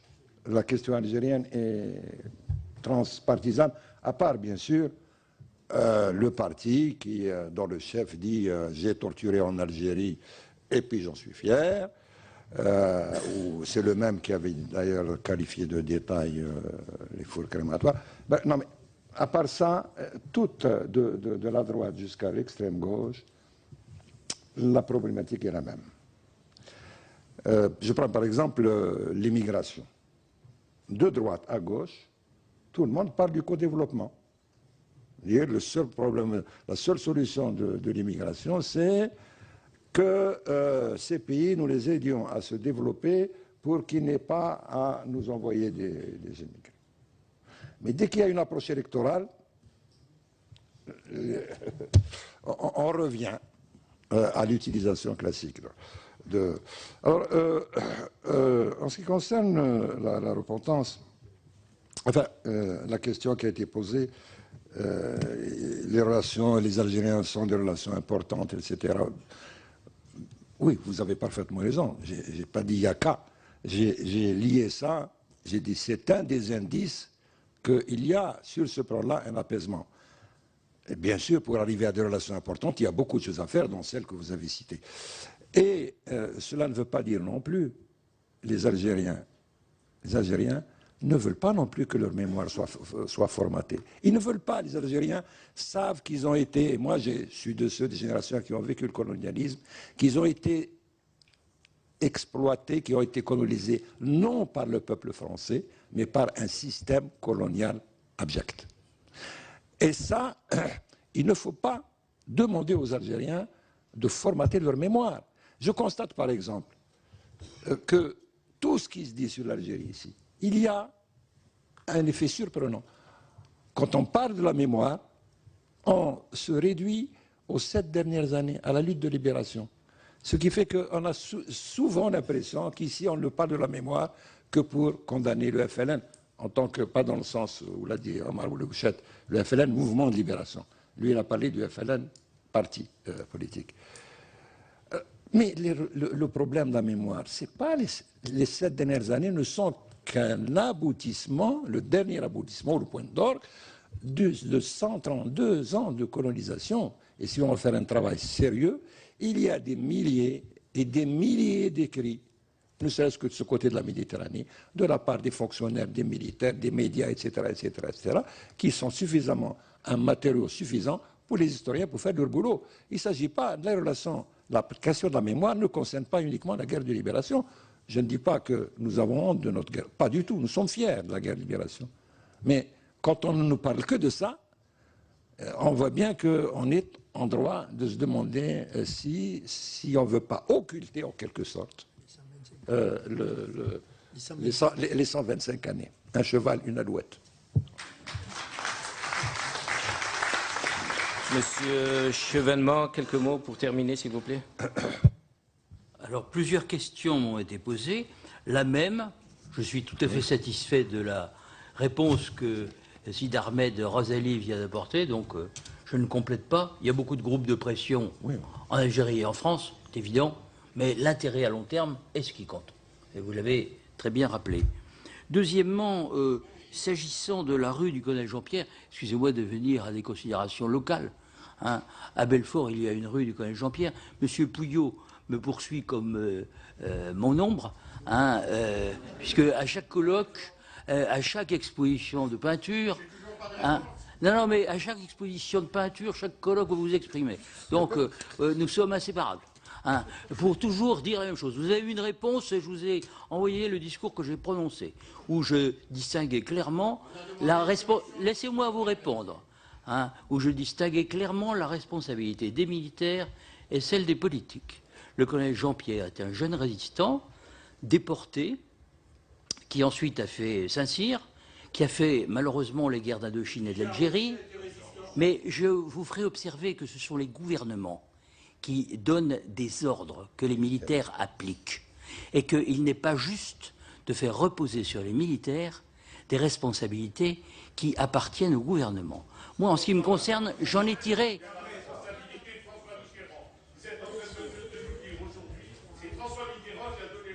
Mais je ne vous dis pas ça, hein, parce que je n'ai aucun élément de preuve me permettant d'affirmer une chose ou l'autre, d'ailleurs, car M. Pouillot ne m'a fourni aucune preuve d'aucune sorte. Et moi, en tant qu'ancien ministre de la Défense de la République française, je me dois d'honorer ceux qui sont morts pour la France, même dans des missions qui étaient critiquables. Et d'ailleurs, j'ai pris soin de le dire nettement dans mon discours. Je pense que il faut quand même savoir ce qu'est la Légion, parce que M. Pouillot en a parlé très rapidement. La Légion date d'un siècle et demi. C'est une arme où les officiers sont français. Les légionnaires viennent de plus de 50 pays. Ils sont français par le sang versé. Ils sont illustrés sur divers champs de bataille. Je ne dis pas qu'ils ont toujours bien agi, hein, pas du tout, mais Narvik, Birakem, beaucoup d'autres endroits, hein, on le doit aux légionnaires, hein, très largement. Hein. Donc, je ne peux pas faire comme si j'allais tenir 36 discours. Je ne suis pas un démagogue. Hein. Je tiens le même discours, hein, aux uns et aux autres. Et je considère qu'il est regrettable que vous croyez utile, M. Pouillot, de me reprocher un comportement qui est fondé sur des principes. Et j'ai montré que le sens de la responsabilité au moment de la guerre du Golfe, je me l'appliquais à moi-même, hein, en disant que, ben voilà, il y a des moments où je ne suis pas d'accord, hein, j'en tire les conséquences. Hein, mais en tant qu'homme politique, hein, puisque je n'étais pas un militaire. S'agissant de l'OAS, il y a eu une question. Moi aussi, je suis révolté par l'oubli. J'étais à un colloque à Évian, organisé par le fils du commissaire Gavouri, hein, qui a été assassiné à Alger en mars 1962. J'ai vu de mes yeux abattre le général Ginestet et j'ai malheureusement dû enregistrer la mort du colonel Randon. Ils ont tous les deux été abattus par l'OS. Je pense que la mémoire de ces policiers ou de ces officiers français n'est pas suffisamment valorisée, parce qu'ils ont soutenu le gouvernement de la République pour prendre une décision qui était certainement très difficile à appliquer. Elle était difficile à appliquer parce que pendant très longtemps on avait menti. au nom de l'Algérie, c'est la France, c'est la plus grande France, etc.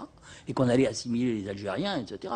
Et quand il a fallu prendre le virage, évidemment, ce qu'a fait le général de Gaulle avec l'autodétermination de l'Algérie, sanctionné quand même par 2 référendums, c'est difficile à comprendre par les pieds noirs. Mais les pieds noirs avaient fait, il faut le dire, dans leur masse, dans leur majorité, obstacle à un certain nombre d'évolutions qui auraient permis d'aller vers une autre direction, que jamais d'ailleurs les gouvernements français n'ont choisi. Un dernier mot sur les visas. Moi, j'entends ce que dit M. Valls aussi, donc je ne veux pas me lancer dans des proclamations inutiles, mais on peut faire beaucoup. Et les visas, c'est un domaine dans lequel on était à 50 000 visas par an. On est passé, en l'espace de 3 ans, à 250 000, de 1999 à 2001. C'est la preuve qu'on peut faire quelque chose, même dans un cadre contraint. Sur les révolutions arabes, je pense qu'on ne parle pas assez avec l'Algérie des révolutions arabes, de ce que doit être notre attitude. J'ai été un des rares sénateurs de gauche à m'abstenir au moment de l'engagement de nos forces en Libye, parce que j'étais intervenu 4 mois après, parce que je considère que nous sommes allés au-delà du mandat de l'ONU. Mais c'est trop... Enfin, je n'ai pas le temps de développer cette affaire. Il faudrait parler aussi de ce qui se passe en Syrie. Je pense que sur tous ces sujets, la France et l'Algérie gagneraient à rapprocher leurs points de vue et avoir une discussion franche. Je pense que nous devons rester fidèles au principe de non-ingérence, qui va de pair avec le principe de l'autodétermination. L'indépendance d'Algérie, c'était il y a 50 ans, mais c'est toujours aujourd'hui. L'Algérie est aussi un pays indépendant aujourd'hui, comme d'autres, et nous devons veiller à ne pas nous ingérer dans les affaires d'un certain nombre de peuples au nom de prétextes qui peuvent paraître très recommandables, comme cela à première vue, mais qui peuvent couvrir d'autres desseins. Donc il faut rester sur une base de principe dans ces affaires-là. Et puis admettre que les peuples arabes doivent prendre en main leurs propres affaires, doivent évidemment aller vers ce que nous appelons la démocratie. Mais c'est leur affaire. Et nous devons respecter leur motivation, leur démarche, respecter leur authenticité. Sinon, tous les discours sur l'indépendance, c'est de la blague. Merci. Madame Khiari souhaite ajouter un dernier mot, ainsi que M. Rozali tout à l'heure. Oui, je voudrais juste rajouter un dernier mot pour aller dans le sens de ce qu'a dit Jean-Pierre Chevènement. Dans cette maison, quand il y a des débats, le président de séance est entouré chaque jour de la garde républicaine. Et le symbole de cette manifestation quotidienne, c'est la soumission du pouvoir militaire au pouvoir politique. Et ça nous est rappelé chaque jour dans la maison. C'est un excellent rappel pour nous autres Algériens. Monsieur Rozali.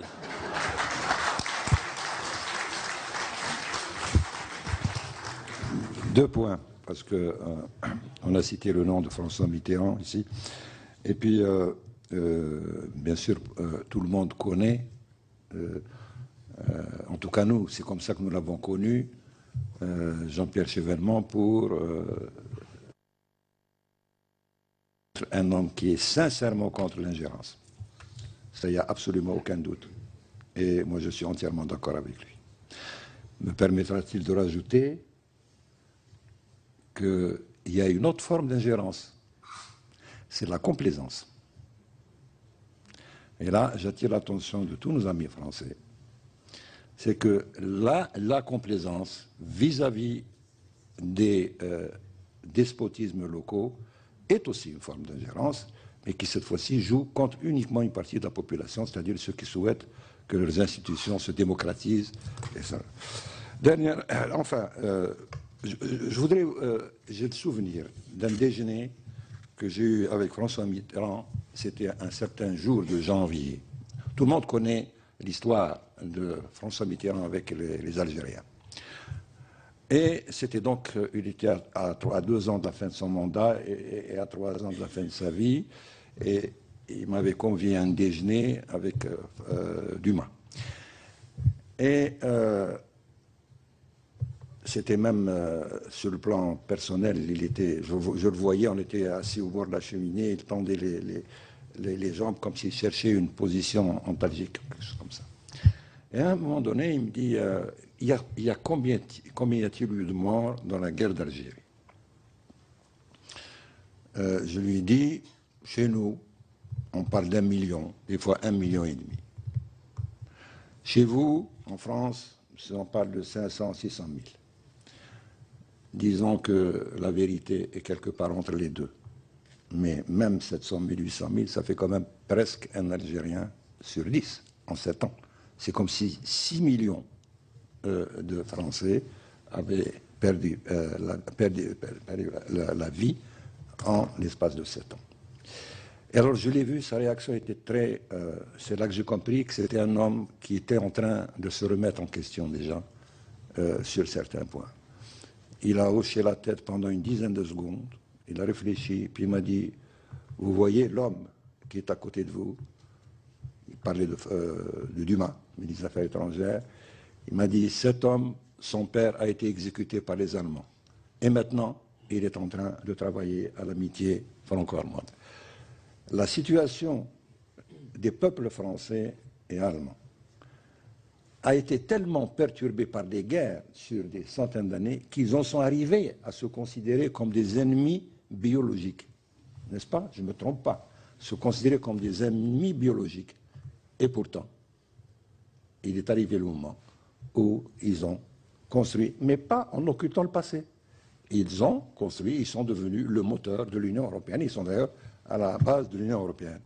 Alors, ce qu'ont fait les Français et les Allemands entre eux, pourquoi les Algériens et les Français, on n'en est jamais arrivé à se considérer comme des ennemis biologiques. Je ne crois pas. Sauf avec certains partis. J'ai dit, notre problème, c'était d'abord avec un système colonial et une partie, pas seulement tous les pieds noirs, une partie des pieds noirs qui aimaient l'Algérie, mais qui ont nourri le rêve fou de vivre en Algérie à l'exclusion des Algériens. Voilà. Merci, M. Rouzali. Il nous faudrait peut-être encore des heures et des heures pour parler de cette relation. Je voudrais tout simplement, Monsieur le Président, dire quelques mots sur le travail que fait Al-Watan. Nous organisons à Alger un autre colloque nous souhaitons de la même dimension, le 5, le 6 et le 7, donc un colloque international sur le 50e anniversaire, avec cette différence que la première partie sera consacrée donc à la guerre de libération, au système colonial, etc., tout ce qui a été les atrocités commises par le système colonial. Et la seconde partie, elle est très attendue par nos lecteurs, c'est le système politique de 62 à 2012, donc la critique un peu de l'autoritarisme, mais aussi de la critique un peu de la voie que certains religieux veulent nous imposer, c'est-à-dire l'islamisme politique. Voilà, donc j'ai personnellement, en tant que responsable de Al-Watan, tout le plaisir à être ici avec vous. Je remercie le président du groupe d'amitié et souhaite depuis tout à l'heure pouvoir conclure cette journée très passionnante. Merci. Je vais essayer de conclure et je vais essayer de respecter les 7 minutes qui me sont imparties.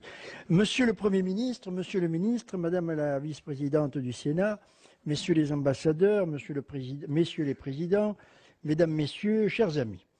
Nous voilà arrivés au terme d'une journée de débats dense, riche, parfois mouvementé, mais souvent émouvant. Merci à tous les intervenants pour leur communication pertinente et leur participation à ces débats. Ma gratitude va à tous les historiens, écrivains, journalistes, particulièrement ceux qui ont accepté d'animer les 4 tables rondes, anciens ambassadeurs, responsables politiques et particulièrement aux intervenants qui ont fait le déplacement d'Alger, de Constantine ou d'Oran et pour certains des États-Unis pour être avec nous aujourd'hui.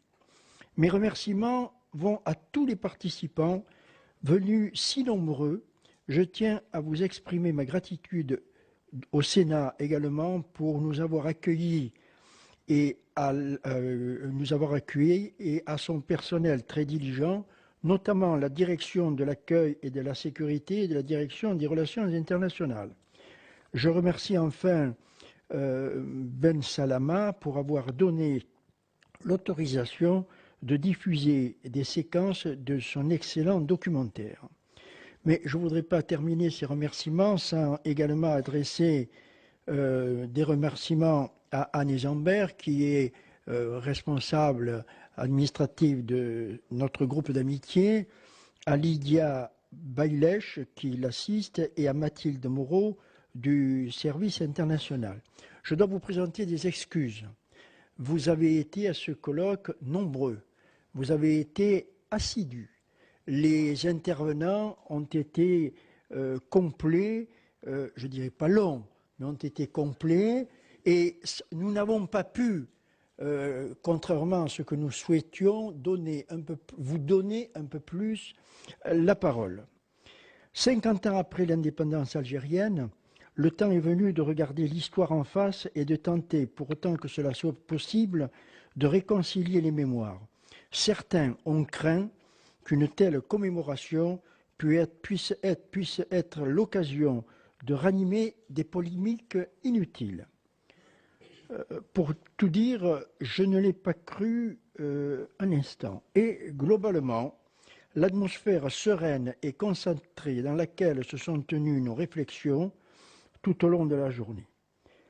Sommes-nous capables de remuer les démons du passé sans que les passions se déchaînent et sans risquer que le diable sorte de la boîte? Oublions un moment un peu fébrile et répondons oui à cette question. Une chose est sûre, le groupe d'amitié France-Algérie du Sénat, que j'ai l'honneur de présider, ne pouvait pas rester inactif en de telles circonstances.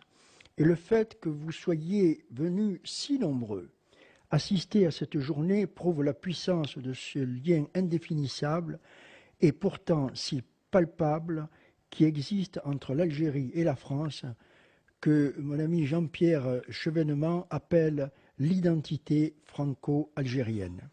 Ce lien qui transcende nos appartenances nationales a tissé au cours de nos 132 ans d'histoire commune, je dirais même 120 plus 7, à la demande de Monsieur le Premier ministre, et renforcé ces 50 dernières années par les relations humaines si denses qui se sont forgées entre nos deux peuples et dont la trame de la population française est aujourd'hui le reflet.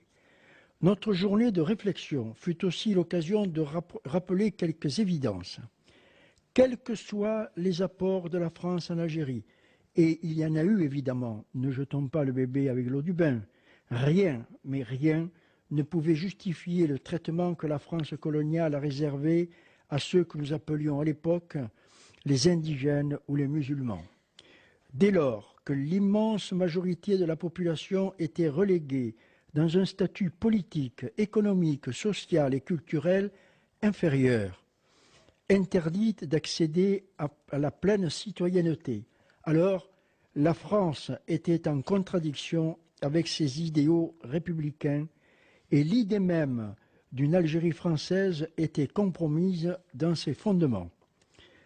Tant que l'immense majorité de la population était, de jure et de facto, exclue de la vie politique et citoyenne nationale, alors l'idée d'une nation algérienne ne pouvait qu'exploser parmi la population dite musulmane. Et il était vain de parler d'égalité et d'unité nationale. Le respect de la dignité humaine est le premier socle de nos valeurs et le fondement du sentiment d'appartenance nationale. Je crois qu'il était important aujourd'hui de le rappeler. Je voudrais aussi saisir l'occasion de ce colloque pour m'adresser au président de la République française, François Hollande. Il est dans mon rôle de président du groupe d'amitié France-Algérie de lui dire combien il est important d'être clair sur le sujet de l'Algérie. Beaucoup de nos compatriotes attendent des mots d'apaisement et de réconciliation. Nombreux sont, parmi nos concitoyens, ceux dont l'histoire personnelle a été bouleversée par la grande histoire tumultueuse, pieds noirs, anciens appelés, Français issus de l'immigration algérienne, harkis. Juste une parenthèse pour les harkis. J'ai été, pendant ma carrière professionnelle, enseignant dans un camp de harkis. Et j'ai eu la chance et l'honneur de répondre à leur soif de savoir. Et je continue à fournir, à m'adresser à eux pour faciliter l'intégration aujourd'hui des enfants et des petits-enfants. Au sujet de ces harkis, d'ailleurs, je souhaite rappeler ce que François Hollande disait le 6 avril dernier. La mémoire des harkis est une mémoire vive et souffrante. Elle impose à la France un retour sur elle-même et sur son histoire.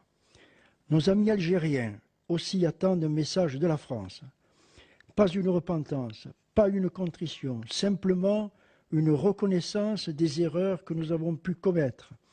Et je salue à cet égard les mots que le candidat à la présidence de la République, qui est devenu président depuis, a prononcés durant sa campagne. Je le cite, « Il faut que la vérité soit dite sans repentance ni mise en accusation particulière, reconnaître ce qui s'est produit. » Fin de citation.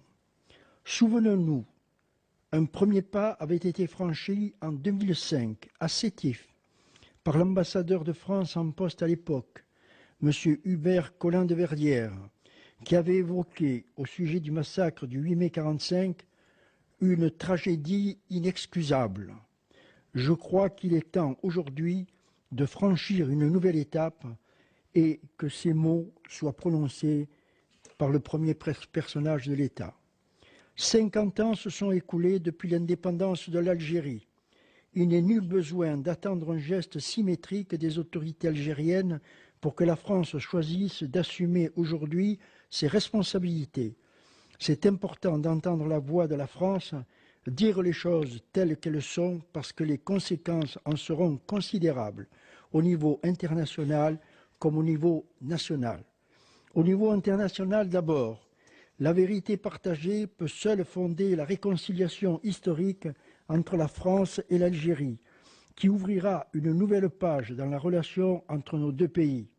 Cette nouvelle page peut elle-même préfigurer un futur espace de paix et de prospérité en Méditerranée occidentale, dans le cadre d'une union pour la Méditerranée rénovée et revivifiée, dont plusieurs pistes évoquées cet après-midi ont dressé les contours.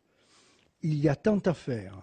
Les bouleversements qu'ont connus et que continuent de connaître nos voisins d'outre-Méditerranée rendent la tâche encore plus urgente.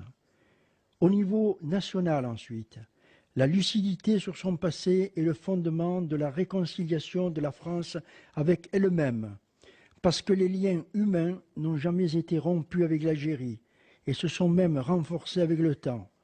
La France bénéficie aujourd'hui de la présence de très nombreux Français d'origine algérienne.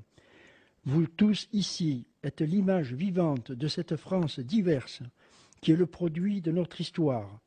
À ces Français qui sont une force vive et un facteur de dynamisme essentiel pour notre pays, nous devons tenir un discours de vérité car lui seul permettra d'assumer leurs identités multiples sans risquer la schizophrénie.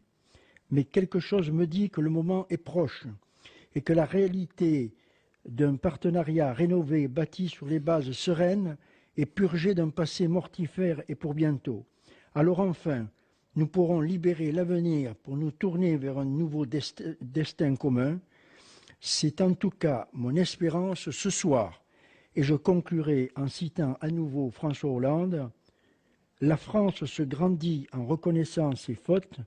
La France du XXIe siècle que je souhaite construire avec tous les Français a besoin d'une mémoire apaisée. Puissent ces quelques instants passés ensemble y avoir contribué, je vous remercie. Et avant même de terminer, je voudrais vous dire la satisfaction que j'éprouve que ce colloque ait eu ce succès. J'étais un peu angoissé de savoir, non pas sur les réactions des uns et des autres, mais sur l'intérêt qui pouvait être porté à un tel colloque. Et je m'en vois satisfait d'avoir eu un auditoire et des participants aussi nombreux dès le matin, très tôt le matin, et aussi assidue. Je vous en remercie.